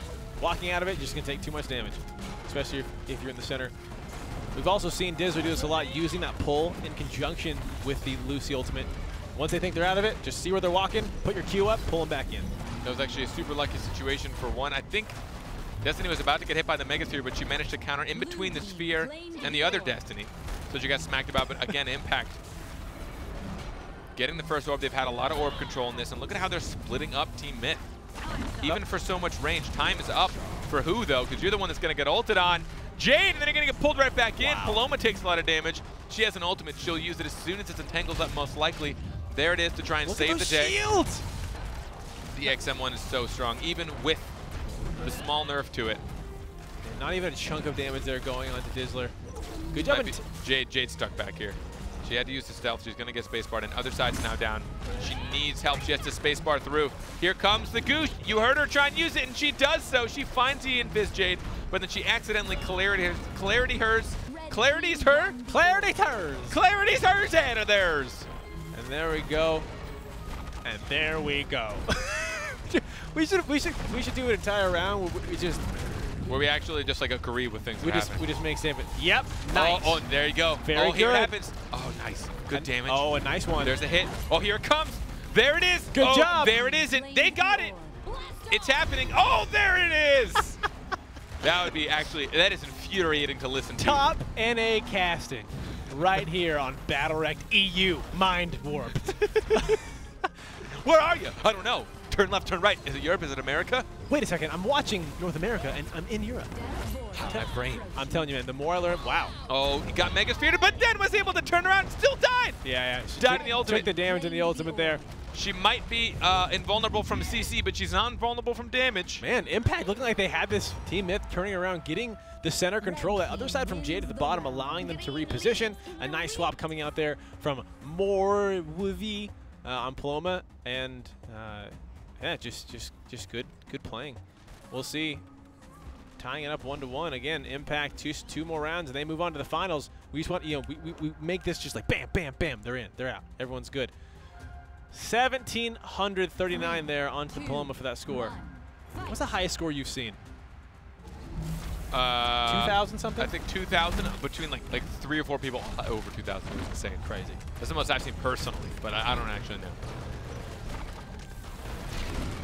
All right, here we go. Out there, Thorn in the back. Jade's caught in a bad spot. She has to spacebar. She gets entangled. She's going to get Mega Sphered. She almost got pulled. A little bit of anti-team synergy there between Thorn and Destiny. Another orb. Impact having full mid control. Last match, though, or last round, it didn't seem to bode too well for them.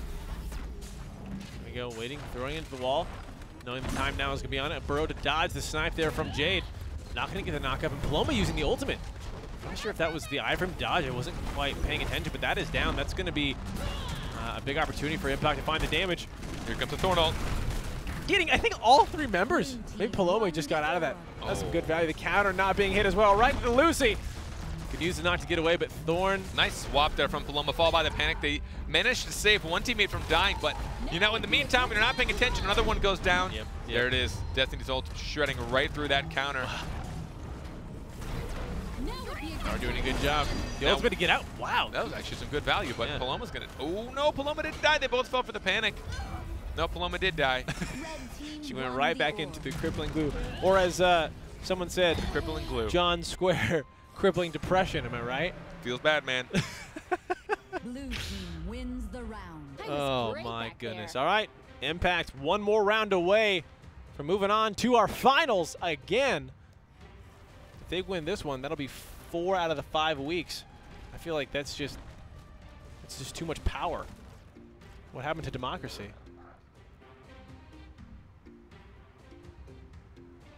This is the semifinals. Apologies. 2, 1, fight. Oh, if they were reading. I know it says quarter at the top. Who reads? This is I don't know who reads. I just learned last year. It wasn't valuable for the first Ooh, a good sounds there. Vague would have got a pretty juicy M2. entangle and a pull. This is going to be great. Trying to force the other side from Paloma. Can they do it? No, she had the space bar on her ally. There we go. Megasphere's up to kind of force a lot of that range. Keep people at bay. Keep Thorn away from certain areas. Good zoning. Bar press out. Gets a little bit of value. I think we'll almost always get a little bit of value. Impact, you know, this is the second round in a row where they'll push Team Myth all the way back, and then it seems like a perfect timing. They'll just use their escapes, just run back, grab the center, and just rinse and repeat. So they're getting that damage. They're healing themselves up. They're continuing to have the energy. A panic to run back through the Lucigu.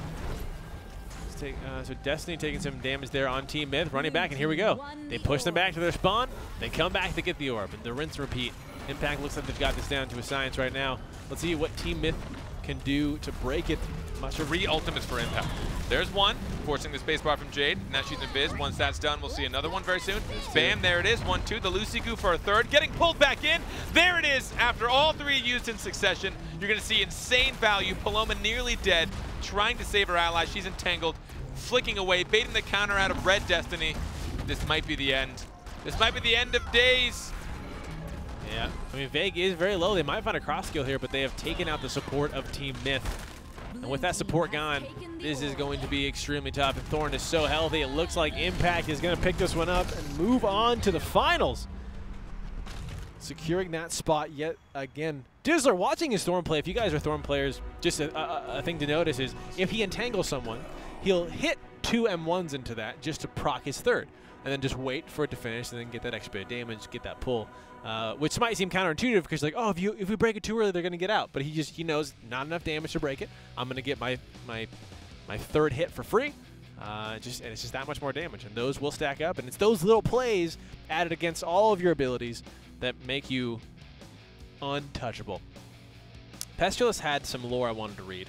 Okay, let's hear it. So we talked about him. We think he like turns into Bug. So Pestulus is the head priest of Kuna. Q-U-N-A. Kuna. Oh, okay, that makes sense because Raigon is also part of Kuna, I think. What? And then Shifu has the Kuna skin. One of his legendaries is the Kuna skin. Okay, well, that's all we know right now. Okay, so keep going. Check out a replay. What Kuna's? Oh, okay, fine, never mind. Thorn pulls 2 people back into Lucy ult. You don't have to listen to the guy just because he tells you what to do. So yeah, here's one ult. So here's some value, right? Thorn ultimate. Then we're going to see a Lucy ultimate coming up. It's going to force people to try and space out even more so. Followed by a Destiny ultimate. Everyone trying to escape, but at this point, look at that. Thorn knows there's nothing left and for then these the fools. knock-up! The knock-up, followed by the Bard Plus. Just the amount of damage he was able to displace there. Yeah. I mean, that is even if you don't get raw damage value out of any of your ultimates, you will then follow up with raw damage value because you've gotten ability value. To be used, you right. force them to spacebar out. You force them to move. Which, of course, in hindsight, yeah, maybe I could have forced them to spacebar with another ability. But at this level, everybody knows that you built up to an ultimate. Yeah. If you haven't seen an ultimate in 15, 20 seconds, someone's probably got it. If you haven't seen them spamming a lot of EX abilities, so that's what you're spamming waiting a lot of for. energy. Yeah. So, and speaking, again, just about ability cooldowns and making sure you manage those, Xander has very, very, very long cooldowns for most of his abilities, the new champion that just came out. And so Kevin was speculating, we were talking earlier, this is going to be a champion used mainly in 3s, Xander. I'd imagine. Because in 2s, once those cooldowns are down, just BAM! You can probably do some fun stuff, I'm but just going to jump on him. I think he's going to be one of those very high skill cap in 2s because you need to be super, super careful. He does quite a lot of damage, but let's hear the Pestilence lore. I don't... Okay, so he serves the Hunan royal family. So he serves Raigon's family, I guess, but secretly worships an evil deity. Oh! How does Raigon not know this? It's on the internet. Rassal. That's these R-A-S-A-L. Rassal. Rasal. Rasal. Oh, he says cooler. that. Rasal. Yeah, yeah. That's what he's saying. I think so. Yeah, That's yeah. crazy. Okay. I never knew what he was saying. His schemes manipulated the king into exiling the crown prince, which was Raigon? Yeah, he's the exiled prince. Oh my gosh, it was Pestulus who This did is it! insane! This is crazy! This is actually really cool. In the arena, Pestulus unleashes swarms of insects to infest and cripple his enemies, releasing his innermost, darkest desires. So Pestulus is a jacked up dude. It's actually pretty sick. That's awesome. I like it. So now, I wonder if now we can listen in if like Raigon and Pestulus go head to head. If there's like secret word, like voice acting lines that are said, you know. Maybe he wouldn't know though, because technically Pestulus did it secretly. Oh, he did do it secretly. He's a magician, if you will. He manipulated. Speaking of, yeah. what's in the bag? Oh, it's over. Somebody thought it was oysters. Oh, I like the oysters. It does have that kind of clickety clack of shells. Okay. Shells. Okay. Here, can you open? Can you hold this one open? This Yeah. side open. Oh, I tied it. Hold on. So here we go. So I'm gonna go back and chat after this on the broadcast and see all of you who guessed correctly. Just hold this open so I can. All right. What's in the bag? Oh, it's heavier than I thought. Okay. All right. There you go. It's a unicorn. Now, I'm not kidding. If you actually guess this right, I will buy you the unlimited champ package if you've never played the game. Yeah, yeah. If you actually guess this right, I will buy it for you. Yep. So there we go. Oh, of course, our TD said he guessed it right. But this was in the bag. So congratulations to everyone who got this right. I'll be scrolling through chat to figure out who said unicorn before the match started, and I will PM you and give you some Steam money to get a boost. A boost, and I will buy you the full champ pack if you don't have it. Yeah, look at that. You just got crazy value. Welcome to BattleRekt. If you're actually a friggin' mind reader, or honestly, maybe a little slow, because why would you guess this? Why would you have guessed this? Anyways, they're we're gonna have geniuses. we have the semifinals gonna be happening Right soon. now. Once we get not right now. Not right now. Once we come back, we're going to break. Don't go anywhere. Stay, please. We need you. My paycheck relies on you being here.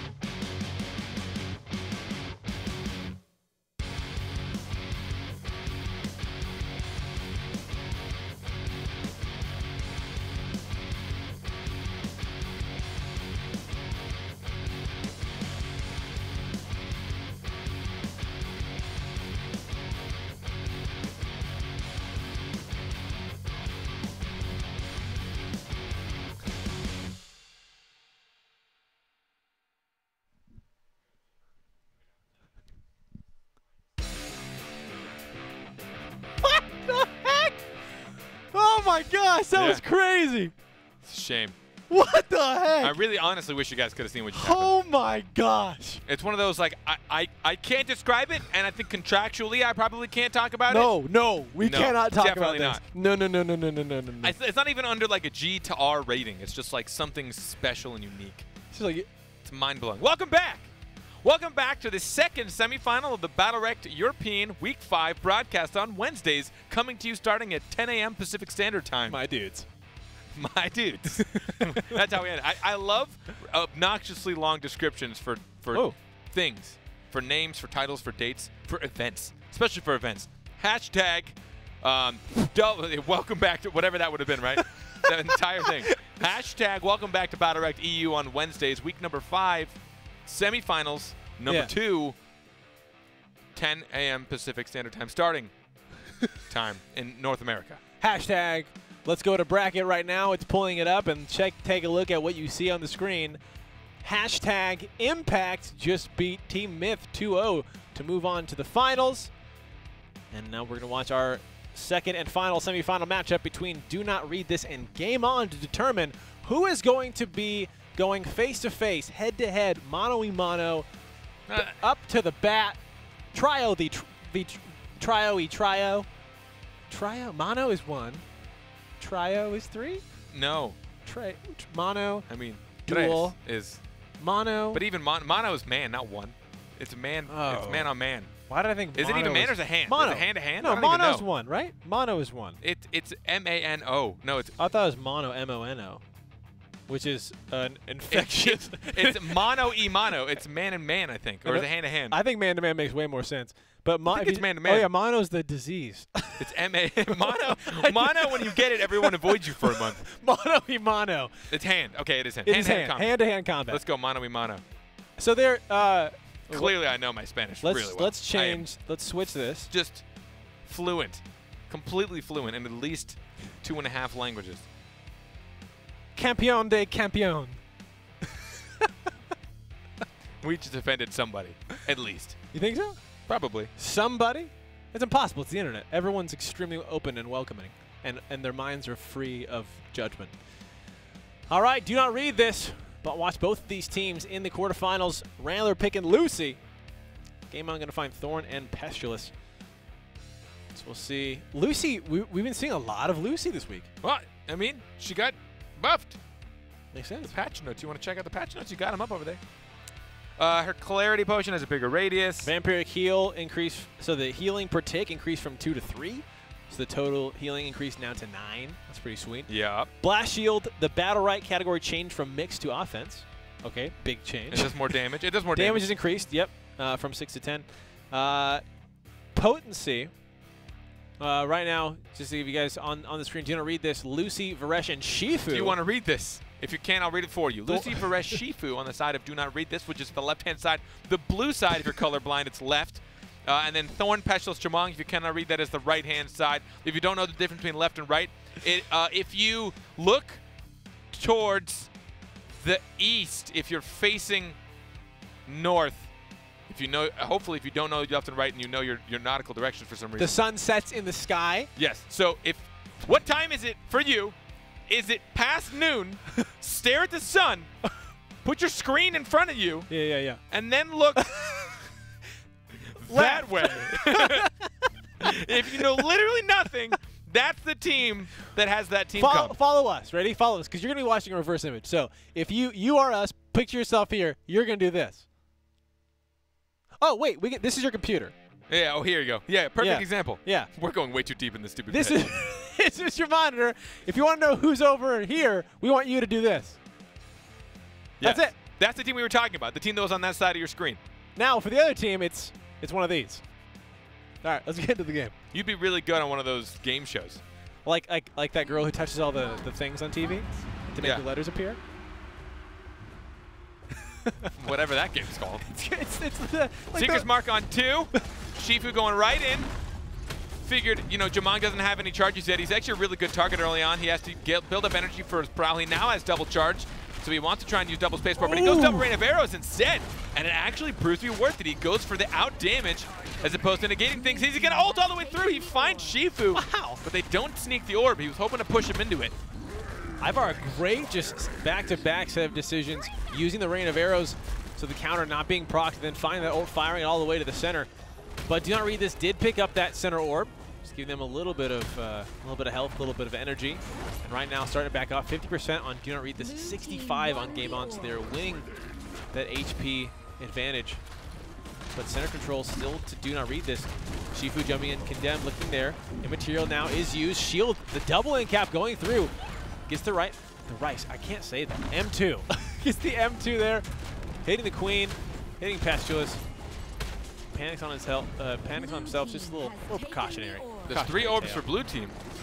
And it looks like it's working well for them. Barthusk down now for Thorn and Burrow. And there's 2 ults just waiting for him. Jamong misses that, and there it is. Thorn might go down. No, the entangle.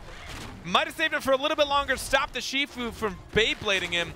But he's still going to go down to the damage from Varesh. And there it is, the incapacitate into the juicy M2 from Shifu.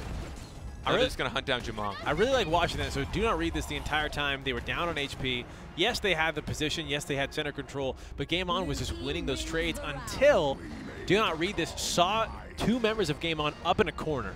They were stuck between the wall and the wall. And it's like, okay, cool. I'm a Varesh. This makes him, this is like just bottlenecking him. Yeah. And the Shifu jumps in and ult. And those 2 ultimates together absolutely turned that tide. So to comment, so someone just, Root Saleri just said Jamong bro wild. Now I imagine the mentality of Jamong there. He just watched Luminary, his Thorn, use everything. Bartusk was down, Spacebar's down, and Pestulus does not have line of sight on him.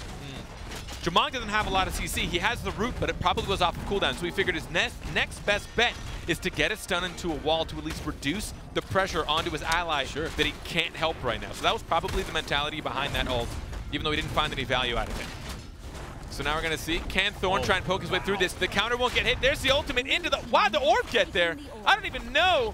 The orb showed up in battle. I think Thorn may have pulled. It must have been, because all of a sudden that showed up in the battle. Oh! Another pull, there you go. He has to get infested to protect himself. He's going to prowl through it, but Shifu is relentless right now, which is what he is so skilled at doing.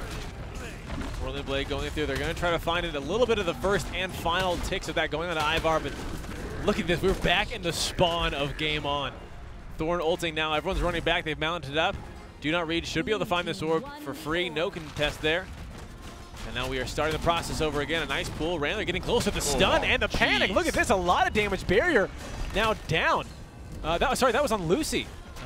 Yeah, barrier being down for Lucy is huge. That means Shifu has to be very careful because a lot of times they'll rely on that calling for barrier. Lucy's love when their teammates call for it as long as it's, reasonable. Because then they know how to time it perfectly. Ooh, Thorn taking a lot of damage there from that Lucy ult. A ton of value for Do Not Read This. We'll see if they can take it. Here we go. The Scarab's coming out for Pastulus. 1 missing. The Petrify going through. The cooldown's almost done. He's got to fire those 2 off. He's only going to be able to do 1. He does connect onto Shifu, getting a good chunk of damage there. And Ivar's got to be careful. A lot of times you ultimate from Thorn, or sorry, from Varesh. 1, 2, 3. The infest to protect Thorn. Is it going to be enough? Barbed has to protect him. Pestulus is real far away. He has no more line of sight on his allies. His infest is down. It's going to be a lot of damage. Prowl going through. He jumps over on the other side, but look at every member of Game On so low. It's just a matter of who to focus. Yeah. Varesh, I thought, went a little bit too deep, but his allies were there to support. Oh! 2. No, only 1 goes down. Well, hey, that's actually really good. Yeah. Claimed an orb, but he's going to ult into the Death Vortex. Don't know if that's the best option, but I guess in a 2v3 when you had maybe 10%, 15% total health pool between the 2 of you, wasn't going to do much. One of the things that I like there that Thorn did is Your Nightmare was about to ult him, and he goes in and he's like, you know what, Your Nightmare's like, I'm so far ahead here. And these are the moments you got to be careful about. He's like, oh, we've got 3v2. They're both extremely low. I'm going to do something I probably normally wouldn't do, which is ult aiming into the Death Vortex to go through an enemy. Yeah. And he did that, and the burrow went through, so he actually missed it, and then he was stuck outside in the Death Vortex. And it's little things like that can turn a game around. You really got to be careful. The comeback mechanic of BattleRekt is so amazing. That's one of the high points for me. It is not 2v3, 1v3, not unwinnable. Very difficult, but yeah, the fact that it's doable makes everything just that much more exciting. An incapacitate on Game On support, so some heals will not be coming their way. Shifu will get his counter hit as well. He's going to eat some damage there, but he's going to get panicked, find some damage himself. EX spacebar is going to help heal him up. Meantime, Lucy trying to throw some petrifying bolts, or sorry, some the other one. Ooh, 2 Scarabs now, 3 Scarabs all onto your Nightmare. That is a lot of damage. Bring him down to 40 after the tick went through. Silence. Oh, Petulant is going to take the damage. The spacebar's down, and Shifu knows it. But there's going to be a double ultimate onto Varesh, exploding to the Dragon Slayer after being caught inside of the thorns from Thorn. Pulled into the thorns right in front of the Dragon Slayer from Jumon. No, whoa! I just subconsciously corrected myself since I said Rukong. I said Jumon, and I didn't say the G because I thought I was going to do it wrong. It's Jumon. The name's non. Junmon. Or just do. No. It's hard to. No, what I was going to say was going to be incidentally offensive, so I held back. Good call. Do not read this picking up round. I'm sorry, Game On picking up their first round here. Do not read this, still one more round away from picking up this first map. Let's see if Game On can win this and take it to a final round. Never turched him. 3, 2, 1, fight. I ain't gonna get turched. All right, do not read this. 1 round away from taking map number 1. They've got center control. Ooh, I like that. Entangle into the panic. So right when you come out of the entangle, you still don't have any control. Still running away. Still running away. JNCC can be infuriating when you're on the wrong side of it, but it can really turn games around. The barbed husk, he just can eat through it. Doesn't seem to give a damn. He's going to punch right through the barbed husk. And now look at this. Game On has center control. Don't see that very often. That's because, do not read this, they wanted to punish so bad that they left the mid. They didn't really care to take the control because they thought they had more opportunity punishing. Oh, Shifu's going to find Petulant. Can you get him to spacebar again? The EX space onto Shifu. No value out of that. Ultimate from Thorn. Lucy rolling right out of that, and then again the pull from Shifu to help secure an orb. Now they're tied up in orbs. Thorn's looking mighty low. He's going to get clarity out of his barbed husk as well. Oh, wow. Good initial damage and a tick there onto Petulant. Going back. But now Game On is being pushed into Do Not Read's spawn. The tables are turning yet again. Do Not Read's got control of the map and positioning. Shifu's going in. He finds Petulant. The pull going to save Petulant there. A nice one there from Thorn. Counter not being hit. Condemned going to be walking back. Mounting up. They're going for the middle. The Rain of Arrows trying to stop him. He's going to pick up those 2 green orbs, but I think more damage was done to him on the double Rain of Arrows. That was a great pull from Shifu. And here's something huge. Jamong has literally full health. They haven't even bothered targeting because he has so much escape between his prowls, double spaces, roots. Go for Thorn, though. Thorn's got nothing left, and you can clarity him out of his barbed husk, which saves him from a lot of damage. And even just sitting in it, you're slowly getting your cooldowns back. So if you can clear him out of that almost immediately, you can deal damage before he gets his spacebar back. No, it looked like Petulant missed, I think, every one of those Scarabs there, so no healing or damage value for him. And there it is. Do Not Read this. Going to pick up map number 1. Game On. That's last map. Doing a good job finding that pressure. Again, switching it in. When it looked like they were down the heels. But the Lucy Goo seeming super strong. Which support have we not seen? We haven't seen any Blossom. No Blossoms today, but Blossom is still pretty relatively prevalent. We've seen Pearl we almost never see. Pearl got changed. Pearl got changed not by much. Yeah, her slow from her unstable bubble is now dispelled properly when a champion turns immaterial. She actually kind of got a nerf. Yeah, good.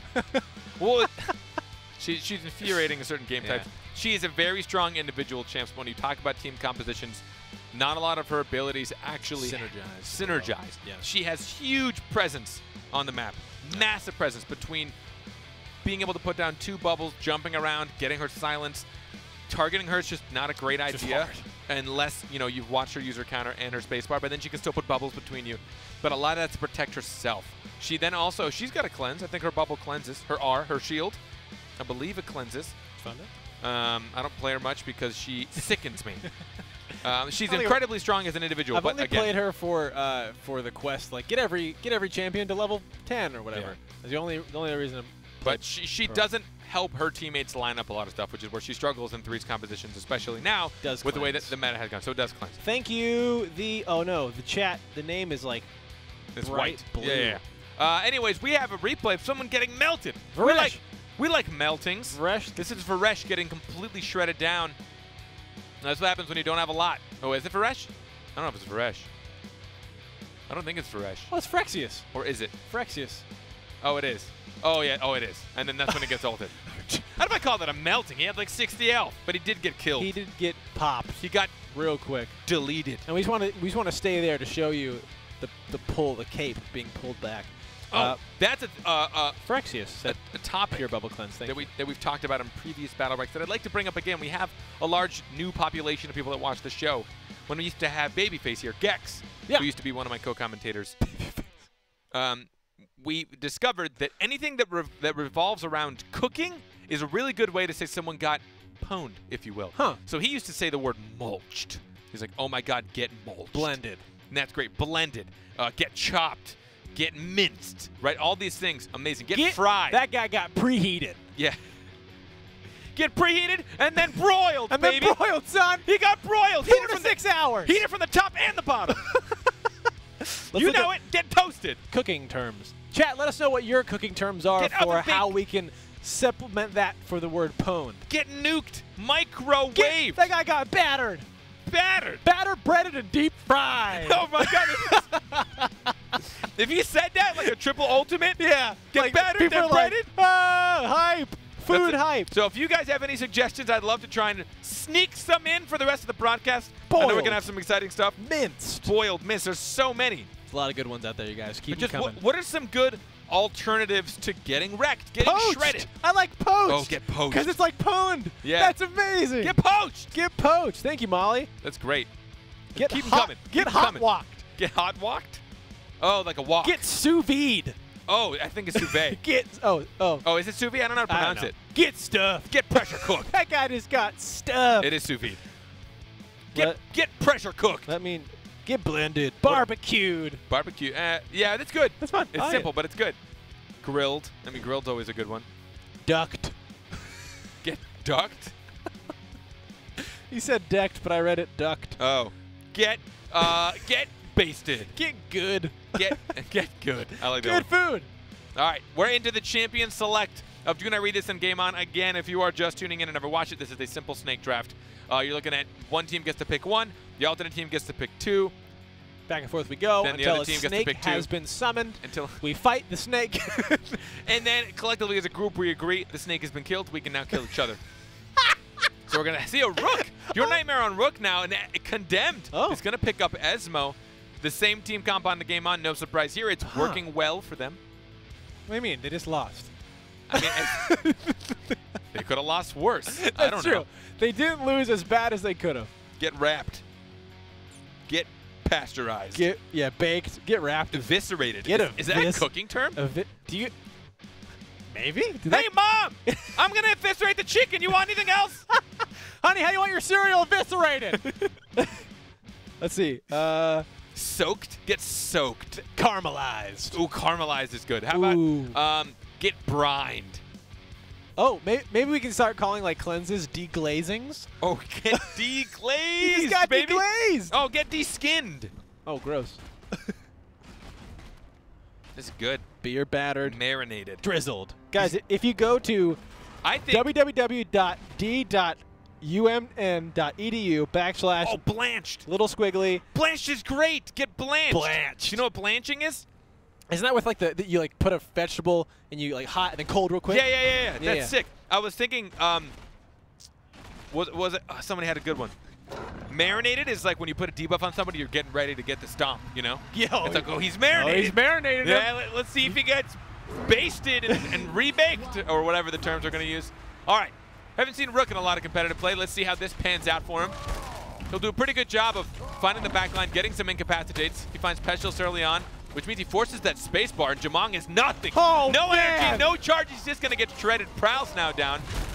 Look at Rook. The counter's going to... Oh, this is amazing. Rook is doing a great job. In caps their support. The panic's going to help out Jamong a lot. He's saving that double. He's got the charge. There's one space bar. There's another. Rain of arrows. Rook actually might be in dangerous I think he's got the counter territory.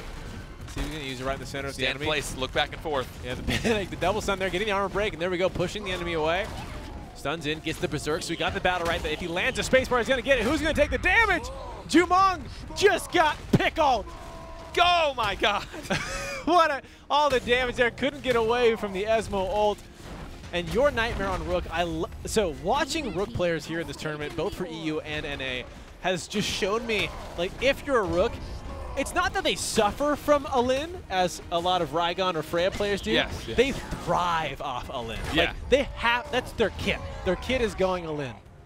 That was actually pretty nasty. The Esmo ult went off, and Rook timed his incapacitate right after the ultimate so that the damage wouldn't break it, and they were able to line it up with even more. Your Nightmare just shredded through the backline, but I don't think it's going to happen again. I think Game On now knows how this Rook plays. They know how Your Nightmare is going to go in. They will not hit that counter again. They're going to root him early on. Yeah. Let's try to use cooking terms for this round. This round right now. As much as we possibly can. 3, 2, So Game On right now, 1, probably simmering. fight. You know, they just lost a round.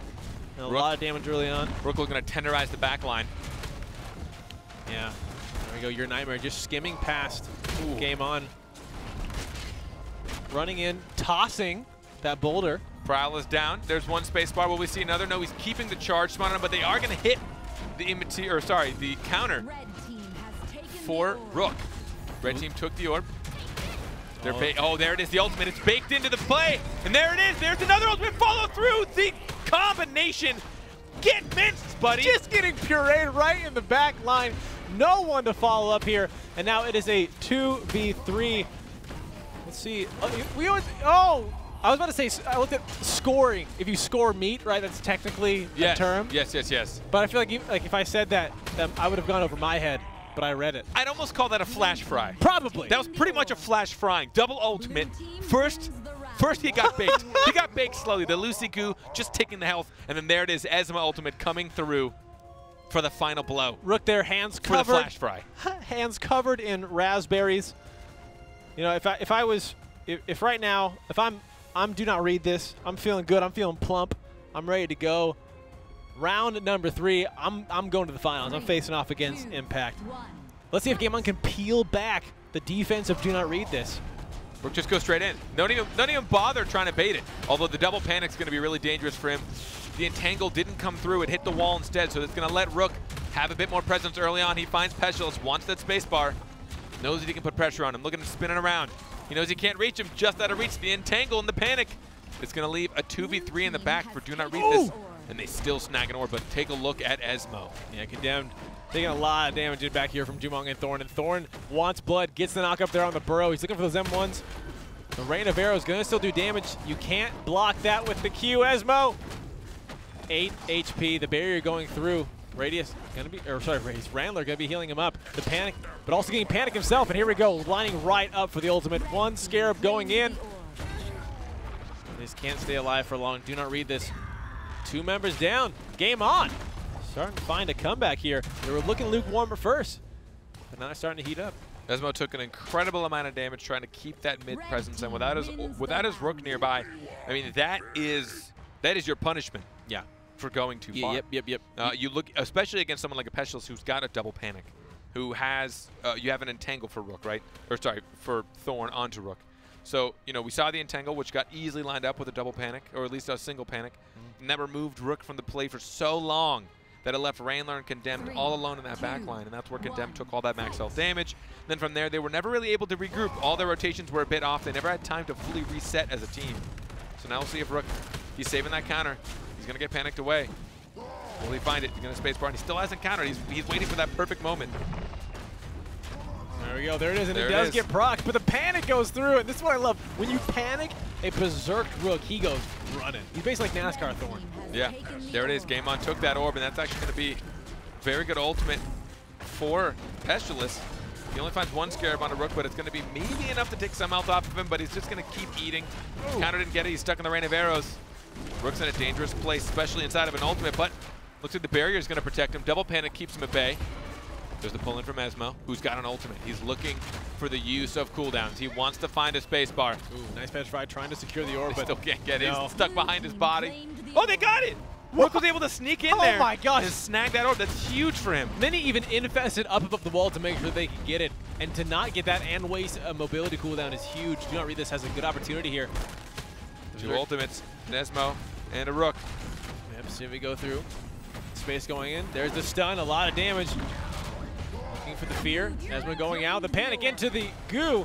Prowl gonna save him. Here comes Rooks. 1, No, can't find any more. He used it in a bad spot. He's going to cancel to get back into the fight. Wow. In the meantime, Esmo gets completely melted through. Jamon sees that and chases, but has he gone too deep? The Bardoz saves him, but for how long? They kill each They other! both go down. It's now melee and support against each other, 2v2.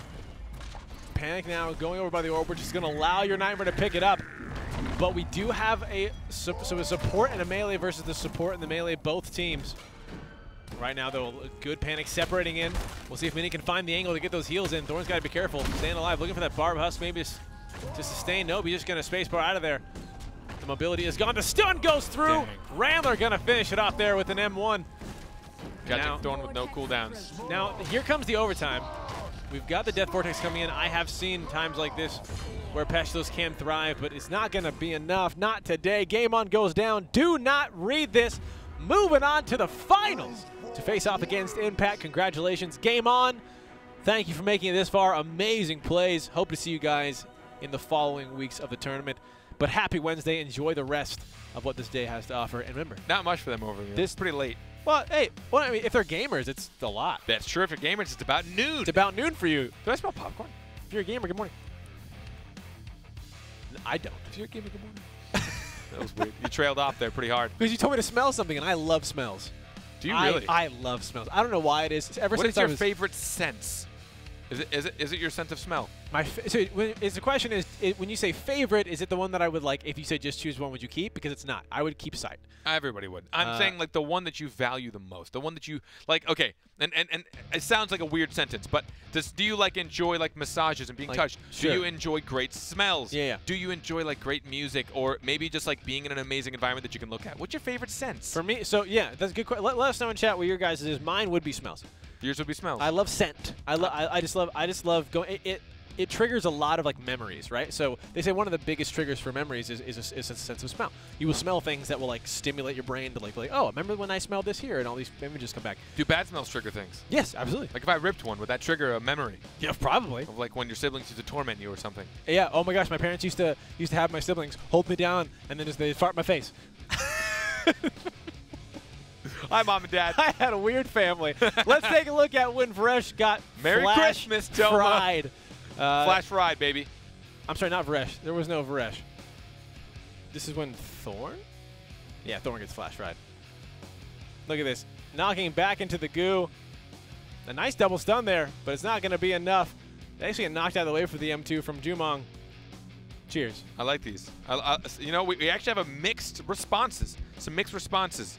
Earring over sight.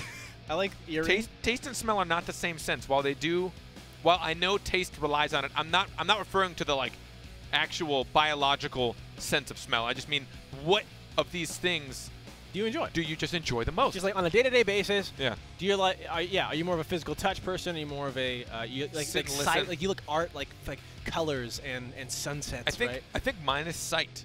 I like being stimulated. I like watching or playing or being seeing engaged. things. Yeah, Seeing body things. language, Yeah. funny things happening. Yeah, for sure. Yeah, absolutely. So yours is sight, mine is smell. Let us know in chat what yours is. I see some ESP. Oh, especially. I thought that was like the Yeah, like the mind my control. mind power. I was like, Yeah, my mind that's a power. sixth sense. I love my seventh sense of ESP. I love my mind control. smell. It's my favorite sense. Okay. I thought this person said eating, which would be taste, but they said earring. I think they forgot the H. The H. Yeah. But it also works. Or they have a sick earring. Yeah. Oh, but like it's kind of funny. Hearing minus the H, earring. You're like, oh yeah, your Maybe that's why ears- the word exists. your So technically, it's just a nose ring. Dang it. It's not even a thing. Fun fact.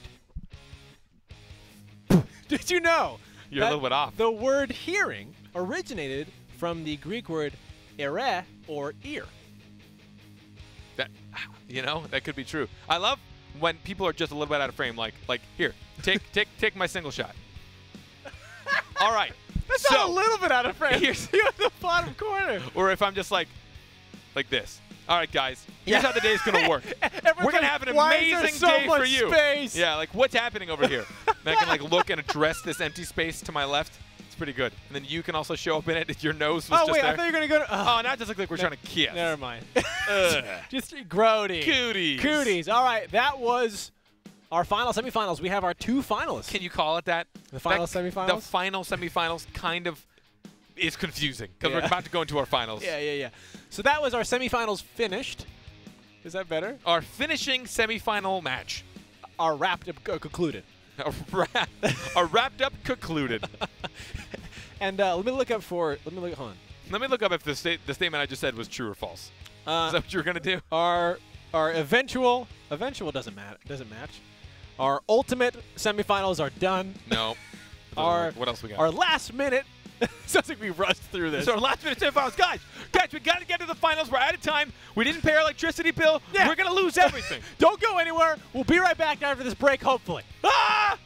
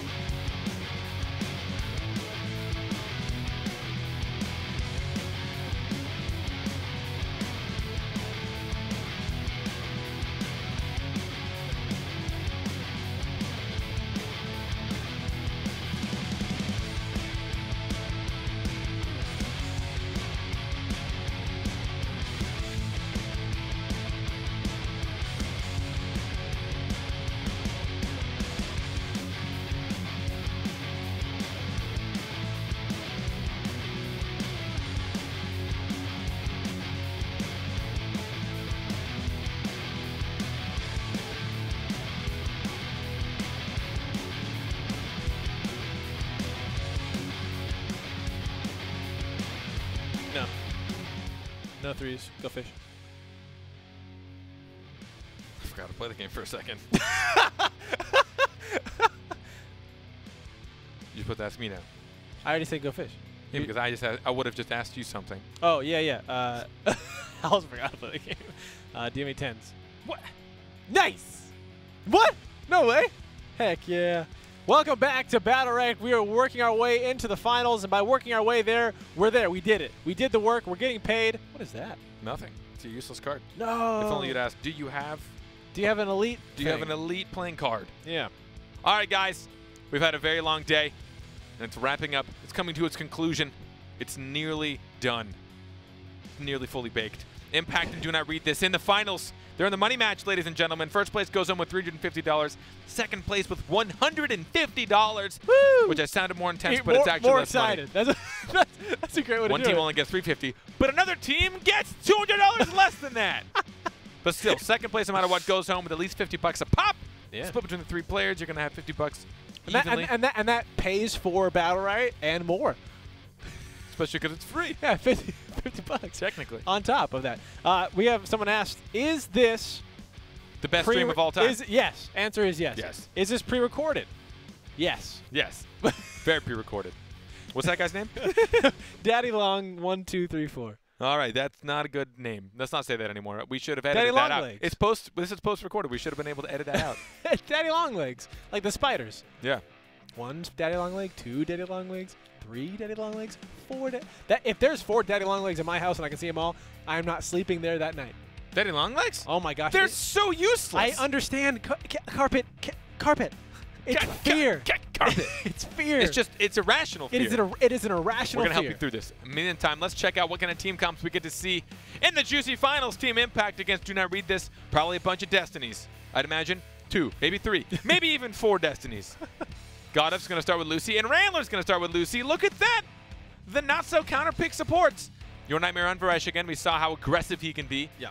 Going against, I believe, yes, a Vague on Destiny, and a Dizzler on Thorn. Here it comes. That's my crappy drum roll. Hey, there it is, Thorn. And then we're going to see Condemned on Esmo.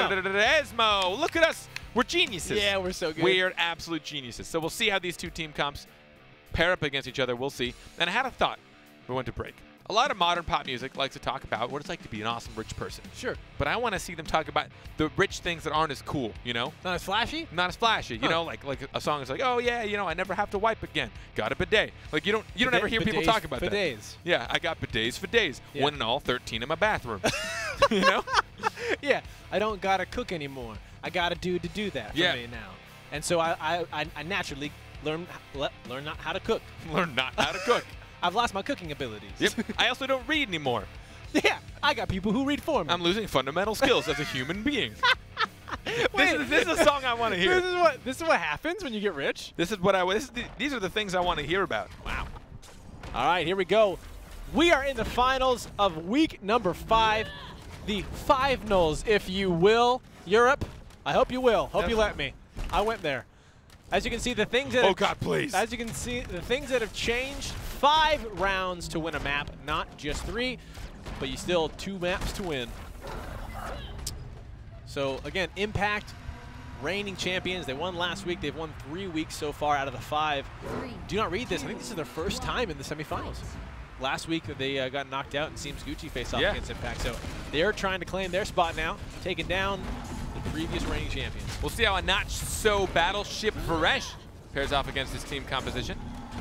He's just going to try and find Vague on that back line. He knows he can avoid the counter. And the space might push him back a little bit, but no, he doesn't get his counter hit that time. Now he's stuck all alone. Deadly injections. They know he's got nothing left. Wow. He has an ultimate now, but he gets panicked away, and then they're going to turn their attention onto the supports. Randler had no barrier, and look at the damage that Your Nightmare took. Yeah, talk about the not-so Battleship Varesh using that counter. Now the ultimate goes through, hits 1, hits 2, gonna hit 3. He got the 4th one. A good job there from Vague, canceling that M2, waiting until Your Nightmare was done. The land right on to the Lucy ult from Impact. Blue team They actually have a decent chance here. There's a barrier onto Varesh. He wants to try and take out Thorn, who probably has a space bar. Yes, there it is underneath. There's the stun. But another shield rotating it, gets claritied out, and then dies to a pull. Now, Unfortunate. Yeah, that was unfortunate timing for him. He got essentially un-I-framed the moment that pull triggered and dealt, I think, the only 12 damage that it does. Another ultimate from Esmo. Will die to, I believe, the Husk, the barbed Husk. So do not read this, even though they lost both the orbs, started to turn it around. A lot of value out of the Esmo ultimate. That pull-in is just so strong. It's like the worst treadmill you'll ever be on. Let's talk about canceling right there, because Vague did a good job charging up the M2. I think was trying to see, your Nightmare testing out that, you can. I'm assuming as pro players do this, you can see what the enemy's battle rights are, right? You hit tab, oh, you got this, and this. But it looked like for a second on the third, like as your Nightmare is finishing up his third ultimate tick, Vague started charging him too, saw that he was staying in it, so now, oh, he's got the fourth, forgot, canceled it, waited, pulled it out. And canceling's a huge part. The sooner you can get canceling into your repertoire of battle right, the better. Yeah. It took. I didn't use it for so long, and it's taken me. It's now hard to relearn it. Wait, why'd you forget it? Well, it's just like I never ever thought about canceling things. It's just like all in. That was actually really cool. The Mimic. Vague tried to body block between Esmo and the orb, but Esmo had the book between her and the orb, so he was still able to sneak the orb out. That was actually really funny looking. Condemned trying to push in there. Him and Varesh are all together, but they have Lucy all alone. She might get slowed. She does. Didn't bother building the root this time, Vague. He's just going for the snare on his ult that's naturally built in. Yeah, Varesh also missing the ultimate there. Didn't get any bit of value. Just throwing away 100 energy, but just like that, it's already back. So he tried to ult there, getting panicked. The barrier goes through. There's the ultimate. Hits one on the Barb Husk, two on the Barb Husk. Then he misses. That Barb Husk. So strong. And I think it was because he was actually opting more for positioning than damage. He wanted to space himself from the Esmo, but now Varesh has to R out of that Lucy ultimate. He wants to try and get some silence, but there's no M2 on her. Dizzler got stuck in the Esmo ult there. Now getting pulled back in. The ultimate through, connecting onto Lucy, finds the pull, the roll to dodge it. Nice time there from Randler. And now Dizzler's in a bit of a pickle. DXM1. It lost a second on its cast time. Varesh is just all in right now. And there it is, the Esmo ultimate. Will it finish him off? It does. It shreds through the barrier. Thorn goes down. Some more value on the ultimate. The Venn diagram of the goo. The blue one finds no value as Varesh R'd out of it. But now you'll see Vague have to stand there and take it. But he might actually get a kill in the meantime. Oh, the Mega Orb is going to find it. Does get the damage. Breaks the shield, but it's not going to be enough. Vague's going to fall down, leaving just Godav. And do not read this. He's going to come back and pick up a round. Both teams winning rounds so far with having all three members up. Oh, look, there we go. There's the card that Lucy gets from her big brother. Who's now now we out. know Yep. who it is. So there were a lot of talks a long time ago that it was going to be, they thought his name was going to be Ace, that he was going to be the big brother of Lucy. Everyone knew, blah, blah, blah. And, you know, God bless this guy. Yesterday, he makes a post and he's like, guys, I think this guy is Lucy's older brother. What? And it was just one of those, like, I feel so bad, you know, like, it's cool that he figured it out, and honestly, he figured it out on his own. I don't think I would have. Yeah. But he just hadn't been in the talks with everybody else. We also just got crazy excited about the whole, Pestilus manipulating Rygon thing. We figured out. I bet people have known about that for a while. So I think yeah. It was pretty great. Yeah, I can understand. Here we go. Round number 3. Counter getting hit. Wait, no, he had an R out of that. Okay, counter not being hit. Megasphere again to gain so much control. I think just put so much presence on the field. Everyone has to start spreading out and at least moving, because that slow, stupid thing does so much damage if she smacks it with a fully charged M2 or even just a normal M1. And there it is, Lucy. She doesn't have roll right now, and they know it. The Megasphere, and then the pull. The Esmo. What just happened? She just took literally every single tick. The fact that she's alive blows my mind. I definitely want to see that again in our replay package if possible. Somehow, Godav staying alive through just massive amounts, getting manhandled through that situation. That might finally go down. Yeah, Randler. Oh, that's pretty nuts. That pull was actually huge. Esmo just saving Lucy from a potential devastating M2, although Destiny has been hit pretty hard. Not nearly as big of a range on her M2. Losing a little bit of the max damage as well. I think she lost 20% on its range. There we go. One coming out. Lucy throwing the goo right before she goes down. Barb Husk gonna stop it. And he also ate the Esmo ult. Thorn Just don't give a damn. A thick hide there.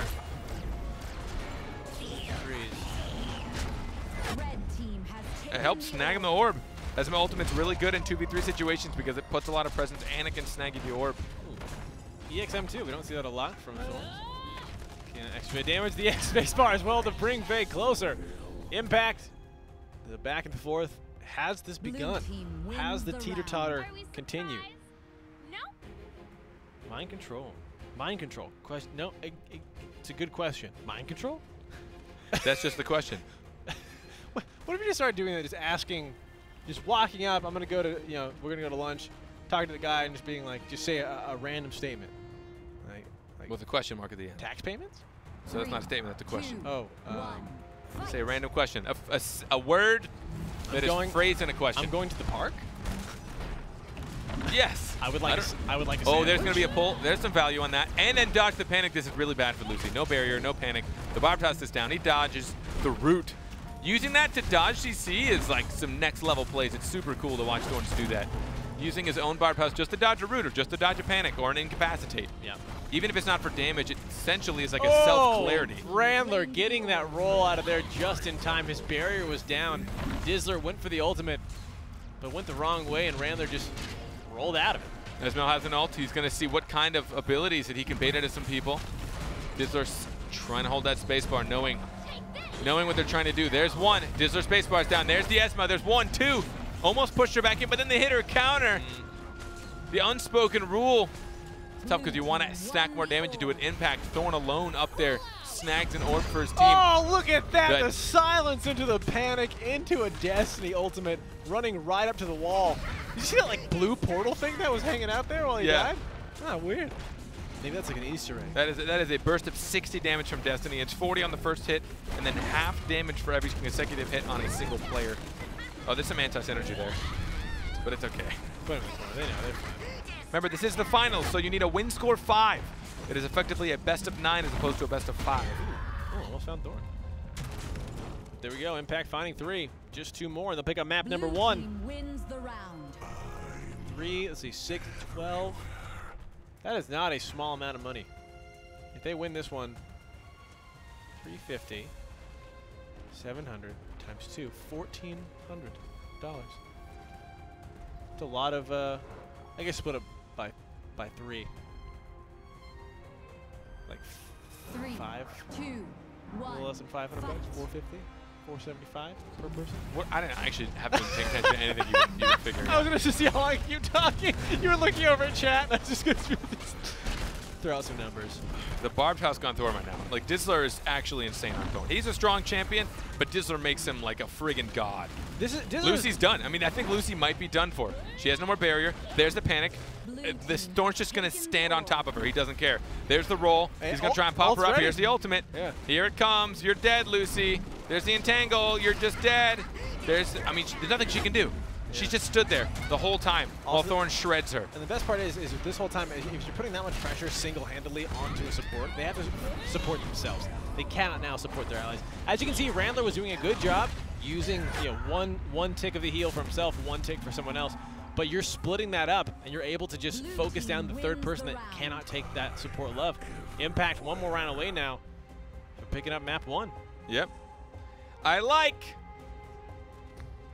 Big friendships, and I cannot lie. Man, hey, all you in chat, who else likes big friendships? I know I do. 3, You know? 2, 1, fight. You can't disagree with the man. Dizzler plays Thorn. When Dizzler plays Thorn, you watch him, he makes him look like, oh, I can pick up that guy. Thorn, dude, Thorn's OP, dog. I got this. I can go play him. Look how easy he is. Dizzler's just a god in him. So your Nightmare really wants to try and pull off what he was pulling earlier, which is just to go in and not turn back. But you can't when a Dizzler is just having whatever he wants to do with the Lucy. Look at her go. Lucy is done for. Wow. She's already dead. That's insane. This is death. Lucy is dead. Okay, look, starting out, right, it was the Impact 1-1. Do you want to read this one? Impact 1-1. I was thinking we're going to have this nice back and forth, but Impact just found out what they needed to do, and that is just shut down the Lucy early. Sent sick Dizzler on him. You know? Gottov and Vegs like, hey, Dizzler. Yeah, sick him. Blue team Done. claims Easy. the orb. I mean, what makes her so strong is that every single one of her abilities is super powerful, right?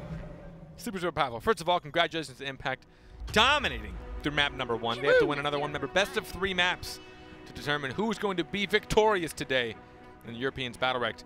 But all of her individual abilities have insane impact. Value. Yeah. She has a shield that shields for 50. She has a panic. More than max health. She has a panic that's like over 2 seconds. She has a petrify she can put on somebody. She has some burst damage that has a delayed impact with her lethal injection. Yeah. She has a cleanse, a freaking cleanse, which almost no one in this game has. She also has somewhere where she can push something back. She has a giant AoE snaring ultimate that deals crazy damage. She sounds pretty good, right, But guys? guess what she doesn't have? Mobility. She has to have energy to use her R to roll. So that's not so great. But what makes her so strong is if you can perfectly rotate all of those abilities and make sure you find value in them all, you're just going to have insane value for your team. Yeah. It's Also- crazy. Also wondering if you this is when you're like, man, do you throw a Paloma with Lucy to give her that extra Yeah. other side? Like maybe that would be a big opportunity there. And you can see, I mean, this is what I was talking about.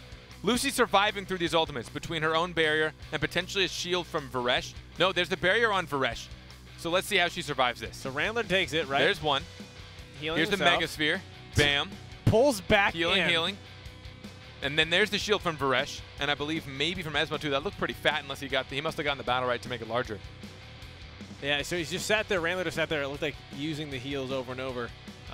Did just get increased, so a little more healing there for him. Maybe that helped him stay alive. But still, insane. Usually if someone takes an entire tick and the initial damage of a Lucio, you're like, they're gone. Yeah. They're fine. And then on top of it, an Esmo ultimate, and on top of it, Well, a Megasphere. the Esmo was his. That was his allies. Was it? Yeah. Oh, okay. Yeah. Still took the Megasphere. I thought too, though. I was like, yeah. and then that makes more sense. Yeah. But yeah, Megasphere also as well. While a Thorn is bashing on you, I don't know how he didn't go down there. Yeah. I was like, oh, but I literally thought, oh, there must be a Pestilus. Like, oh, he must be infested by Pestilus right Yeah. now. That makes sense. So obviously she has one of the largest and obvious weaknesses in the game, to be honest.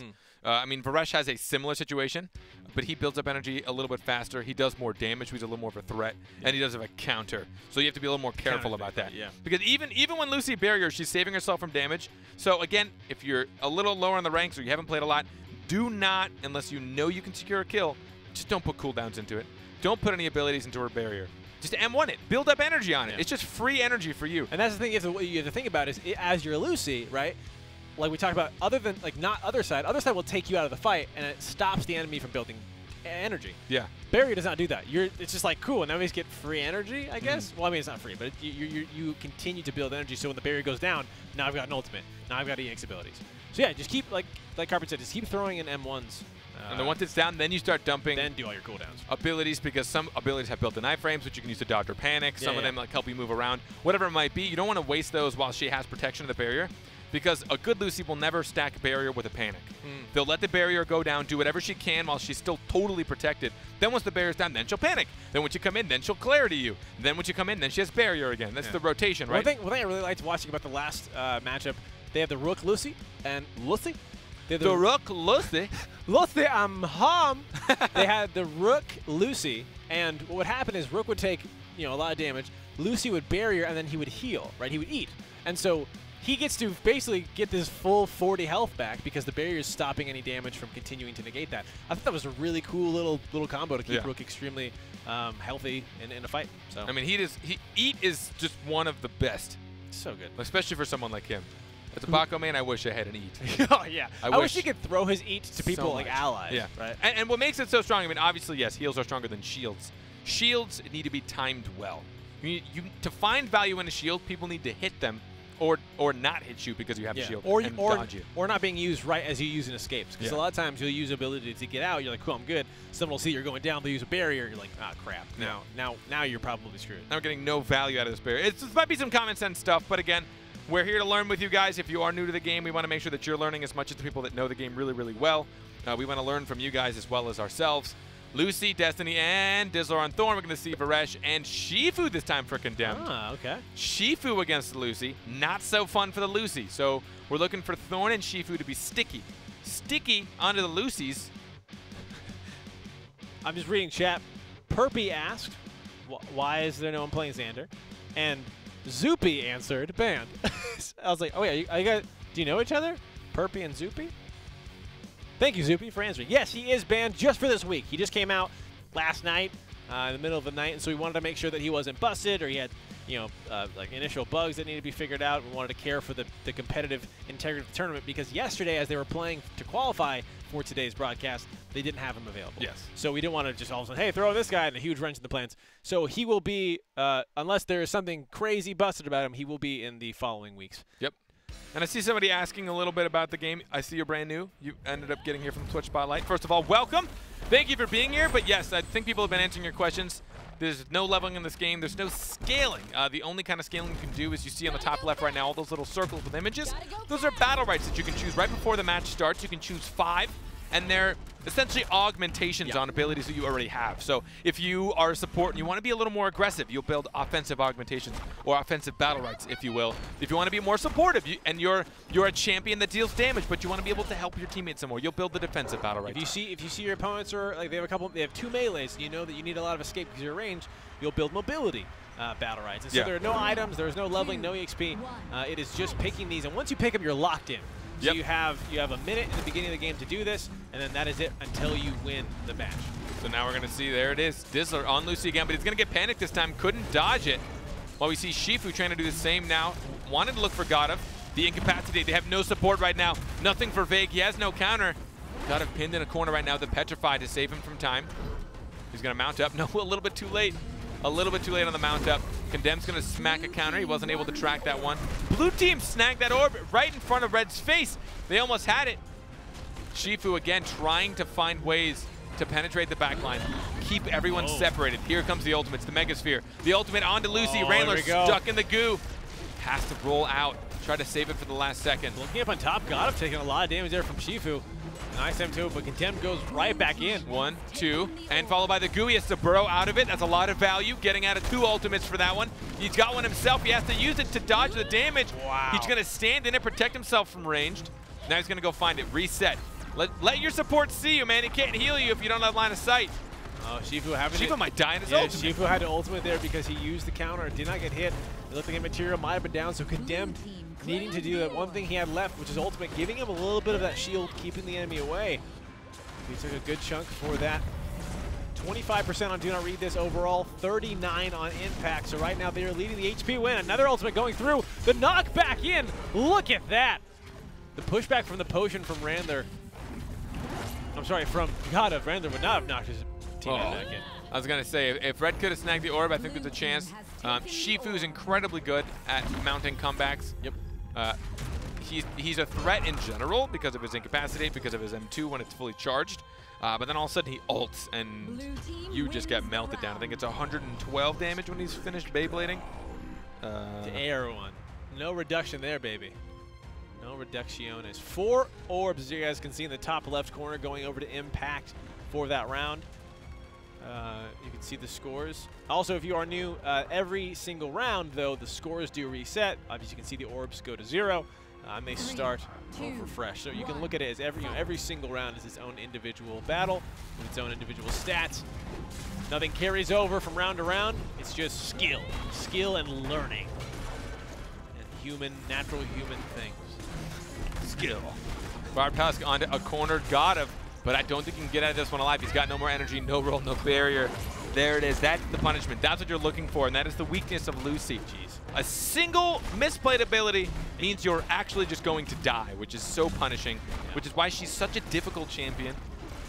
Fun. Very, very fun, but very difficult, especially early levels in the game. Barrier's going to protect Resh from any max health damage from the Megasphere. The pull in again. She's just going to be stuck inside of there. She's got nothing left. Will Thorn be able to get a single kill here? No, the shield to protect him, the pushback, the incap, the panic. So much CC. Barbtusk, so much CC, another barrier. Faresh wasn't even close to dying. It looked like it. Nowhere near it. The other thing, back to Lucy, right? I feel like a lot of times champions that have these high potentials of dying, right? So Lucy has that one mobility. We talked about how she also has a high potential to absolutely swing a battle, right? You throw in a well-timed goo, or you get an amazing panic, and so it's just her power comes with cost, and I think that's a really cool thing that Stunlock has done. They've balanced these champions, I think, really well. 3, 2, 1. Here we go, round number 3, 1-1. This is how it started last time. Let's see if Do Not Read This can find now the 2nd, 3rd, 4th, and 5th additional. There we go, Panic going through. Fresh getting knocked back to counter, not going to be hit. Takes a Mega Sphere instead. Gotta trying to knock away Shifu, getting that deadly injection on there. The barrier on, and Condemn now has nothing. No, the counter goes up. He's going to be careful, knowing that the barrier for his team is down, so he's going to back off. Try to wait for that comes up.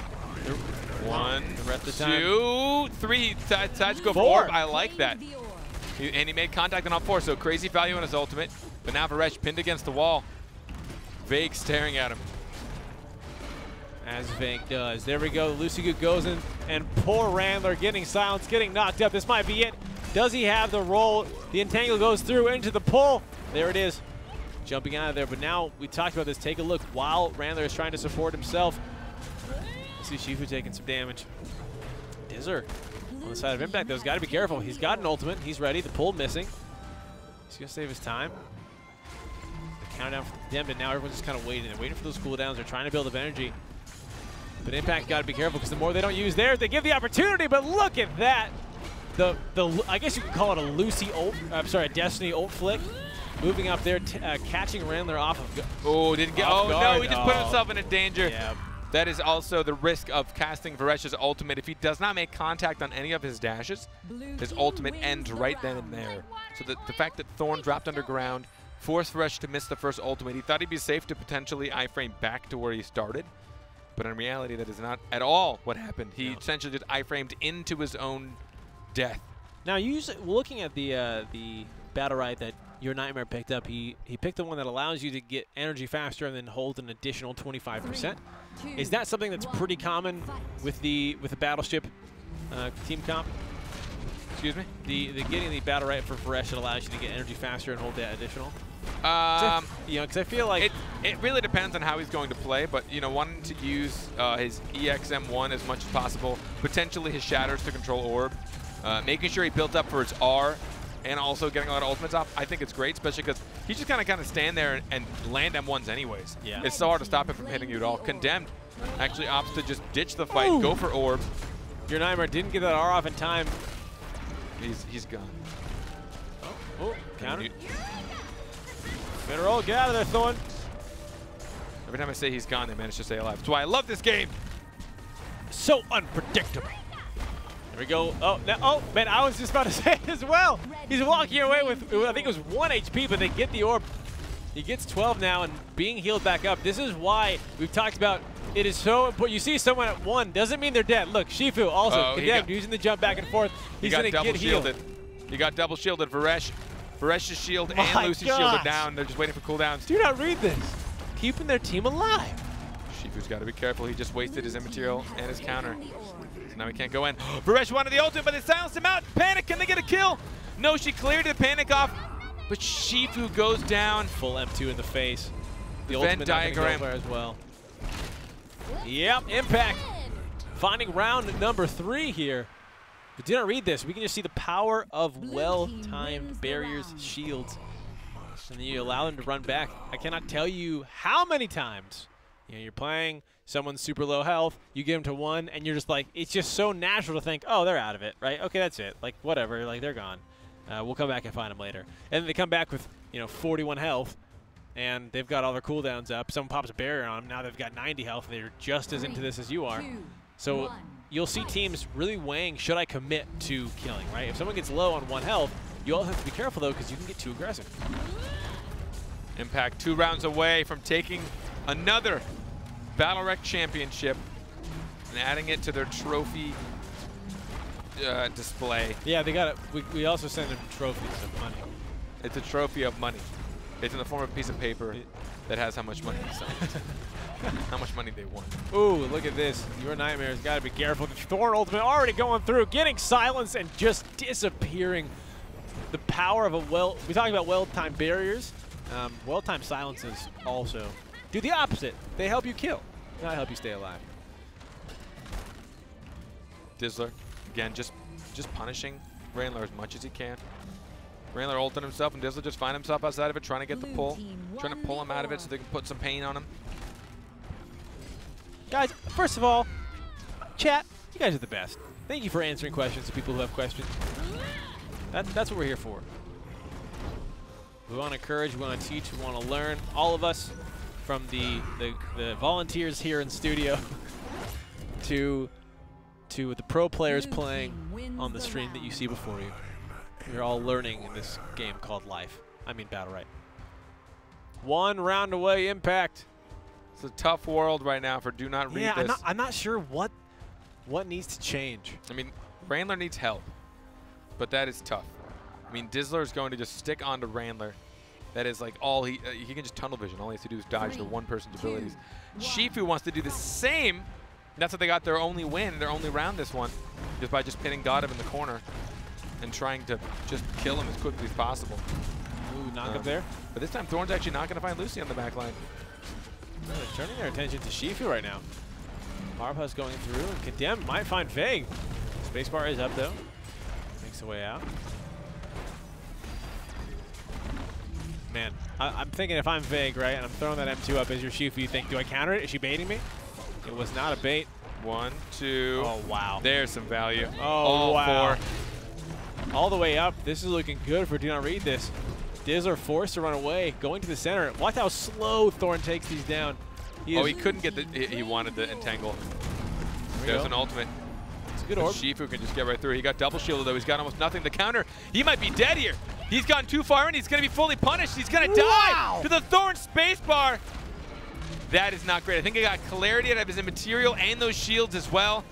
Too many things got stacked. Not enough communication. Do Not Read This could pay dearly if they can't take Godev out right now. Clarity to self out of all those debuffs, out of all that delayed damage. As you guys can see, the HP is actually still in favor of Do Not Read This because even though they have 2 left, the individual HP pools are a little higher, but it's starting to drop. And in fact, it is now plummeting 16% as Varesh and Lucy are just getting pummeled. A nice petrify there. The snare goes through, but Randler's going to fall, and it looks like Impact's going to do a nice 2-0 map sweep here in the finals. And Do Not Read gets 2nd place! Yeah! Congratulations. You know, I was actually going to give Impact a little bit of flack for tunneling on Shifu as opposed to Dizzler doing what he was doing so well, which is going on that Lucy. But then they found a way to punish right back. They went too deep. Shifu went too deep thinking he has so much protection. But that's when you don't rotate cooldowns. That is exactly where the punishment is. He got, I believe, what was it? He got Varesh shielded and barriered and he immaterialed. That is 3, and he had like an 80 hit point shield while he was not even touchable. Yeah. And then he got claritied, and those were all gone, so he had no more protection. He'd already countered as well, so he had literally nothing. He was just sitting there with 30 health left, trying to WASD his way to safety. All the way back home, trying to shuffle it like an alligator. You find the opportunities, you take them. Yeah, that's what my dad always said. And that's why I didn't get a job until 40. He's actually 326 years old.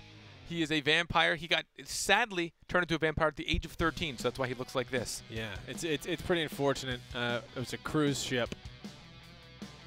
Wait, it's only 2018. There's no way cruise ships were around 300 years ago. It was a flagship for the Confederate. That is also not a thing. Not the United States, but the other one. The yes. European Confederate. Yes. I'm sure something was named that in the history. Yeah. And there it is. Yeah, there it is. The clarity. Oh, so he had his counter, but then he ate it. They Megasphered through it. At this point, he's got legitimately nothing. He's just trying to walk his way through all this. And that's on the Thorn spacebar. He gets this done and the free M1 because he's Thorn. Are we doing another trick? No, I thought we were going to be the replay for longer. I was going to hide this in your hair, and then I was going to pull it out at the end. You know, people ask if I can hide things in my beard. Can you? I can. See if that'll fit in there. This is too big. It'll stay, that's for sure.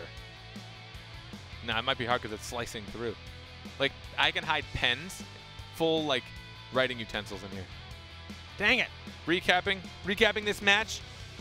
Really just a lot of control. Almost all control on the side of Impact. Pretty insane place for them, honestly. And yeah. it's a matter of just constantly being aware of where everyone's going. Getting get full value out of your pressure. Oh, that Destiny. The Destiny right to the double, the wall right there, the bap bap. There was, and you know, today is the first day of a brand new patch, so we'll see if the meta starts to twist. I know people think that it grows a little, I don't want to say stale, stale is a negative word, but it definitely can grow stagnant, if you will, when the patch doesn't change. Stagnant is less bad than stale. Here's the thing, I will ask you a question. Okay. Would you rather eat stale bread or stagnant bread? I mean, stagnant just means hasn't changed in a while. Like a stagnant pool is like mossy. Just and, sat and there. like, it's like it's like a cesspool. Yeah. So I would rather eat stale All right, bread. fine, I get it. I picked the bad word when I was looking for positivity. All right? To me, I don't think that word's that bad. To you guys, probably a little worse. Okay, that's fine. The bracket, guys, is up. Let's just take a look at Impact's journey to victory today. Starting in the quarterfinals, 2-0 Imperium. Off broadcast, moving on to the semis with a 2-0'd Team Myth. And finally here, 2-0 Do Not Read This. And this is, you know, it's just one of the things that I love about seeing new and old teams come back is all these new teams that come and make it to the top 8 that played during broadcast days are playing against, and even Impact, the people who play against Impact in the bracket to start out with, right? Like, you get this experience of going against players that are at the top of this game. Yeah. And which is something you just don't get the opportunity to do a lot in other games. And so this is why we encourage you guys, like, you have the opportunity for next week, sign up. Sign up on Tuesdays. You guys can play, because even if you're like, oh, there's no way I'm going to make it here to the top 8, you literally get to be a part of the same tournament as the top players of this game. You're going to be going up against them. You're going to be getting those, you know, learning the experiences, learning the plays, learning the timings, and it'll just make you better. And it's also super fun. Who knows? You might make it to the top 8 where this handsome guy gets to cast your games. If you make it to the top It's a chance 8, of a lifetime. tell your mom it's these times right here. In Europe, it's 7 p.m. CET, 10 in the morning Pacific Standard for us here over in North America. And then for North America, it's going to start at 10 in the morning, or sorry, 8 p.m. For Europe, CET. Eastern. 5 p.m. Pacific Standard 5 p.m. Time Pacific here. Standard Time. Yeah. Yeah. Yeah. Yeah. But time is an illusion anyway. Time so. is a made-up thing. Can So you who- believe that? So who cares? At least the measure of time. Time is one of the few things. Yeah, we're just like, hey, let's figure out, we need to do something about this whole, like, it gets dark. I imagine, like, before we'd invented time, it's like, how do you describe? It's like, oh, I'm going to go hunt. When are you going to be back? 10 poops from now. Like, that much time, right? Like, how do you measure time? How do you measure the passing of Yeah. The of passing time. of time. Oh, it should take about 15 poops. Yeah. It'll be four births. Four. 4 births from now. 4 births. That's a long time. Yeah. A couple years there. Or maybe depending on. Are you talking about labor, or are you talking about, like, being pregnant? Because I thought, when you said births, I'm thinking, like, you know, you're in labor for about 2 hours, so I'll be back in, like, 3 births. Oh. Yeah. Okay, I like that I actually better. know nothing about labor. I could have been totally wrong. Yeah. Wait. Yeah. I think it could super vary. Like, people It could be like days. a day, and it could be like a couple hours. Yeah, and we are here to support you in that. So If you're in labor, if you are in labor right now, tweet at us. We'll support you. we'll support you We're here. as much as we can. We can't do it while we're there, but we can digitally support We you. will digitally hold your hand and We'll, walk we'll through. send you funny e-cards that say funny things. Yeah, we'll encourage you with our voices and our Stupidity. stupidities. Our absolute stupidity. I think that's a good way to do it. Because if anything, when you watch the show, because, you know, there's obviously an array of comments in the chat, and I've been broadcasting for a couple years now, and I have been torn down. I've been commented on and complimented. Yeah. I've been everything. There's just this always happens. Yeah. Stop that. No, I'm kidding. We only want the top. But at the very least, if you think we're idiots, you can just think, at least I'm not as stupid as these guys. So there's some positivity. There's a silver lining. Yeah, because I definitely, there was some guy earlier today, he's like, man, these guys are stupid.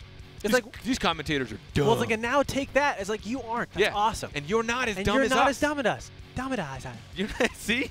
We can't even speak proper I can't English. even say things I want to say. So then take that, go to work, and say, you know what? I'm not stupid. Yeah, I'm wanna- better than these guys. I'm better than those guys, and I'm probably better than most of you. You're welcome. I don't have an ego. That's why I go online and tell other people they're stupid. It's definitely not an emotional problem that I probably have. Anyways, that's going to be the end of our show. Next is, how many hours is NA tournament? Are you asking It's as far as like how long it takes? So it's or, just over 4 hours from now. Or how from now? Yeah. So it's a little bit over 4 hours from now, and the tournament usually lasts 4 hours, 3.5 hours. Same as EU. Give or take. Depends on how exciting it is. Maybe we get a couple draws. Yeah. Maybe we get some buys. Yes. I haven't ever heard that as a plural, so I was very confused. You're like, oh, we get a buy match, some buys. I don't think I've ever heard of that as a plural thing. All right, so that's gonna be the end of our broadcast. My name's Final Carpet. This guy's name is Total Loading. If you enjoyed it, if you're brand new, I'm so glad you tuned in. If you aren't brand new, I'm still just as glad you tuned in. And help everybody, teach everybody. Go play some BattleRekt. It's a brand new patch, amazing game, free to play.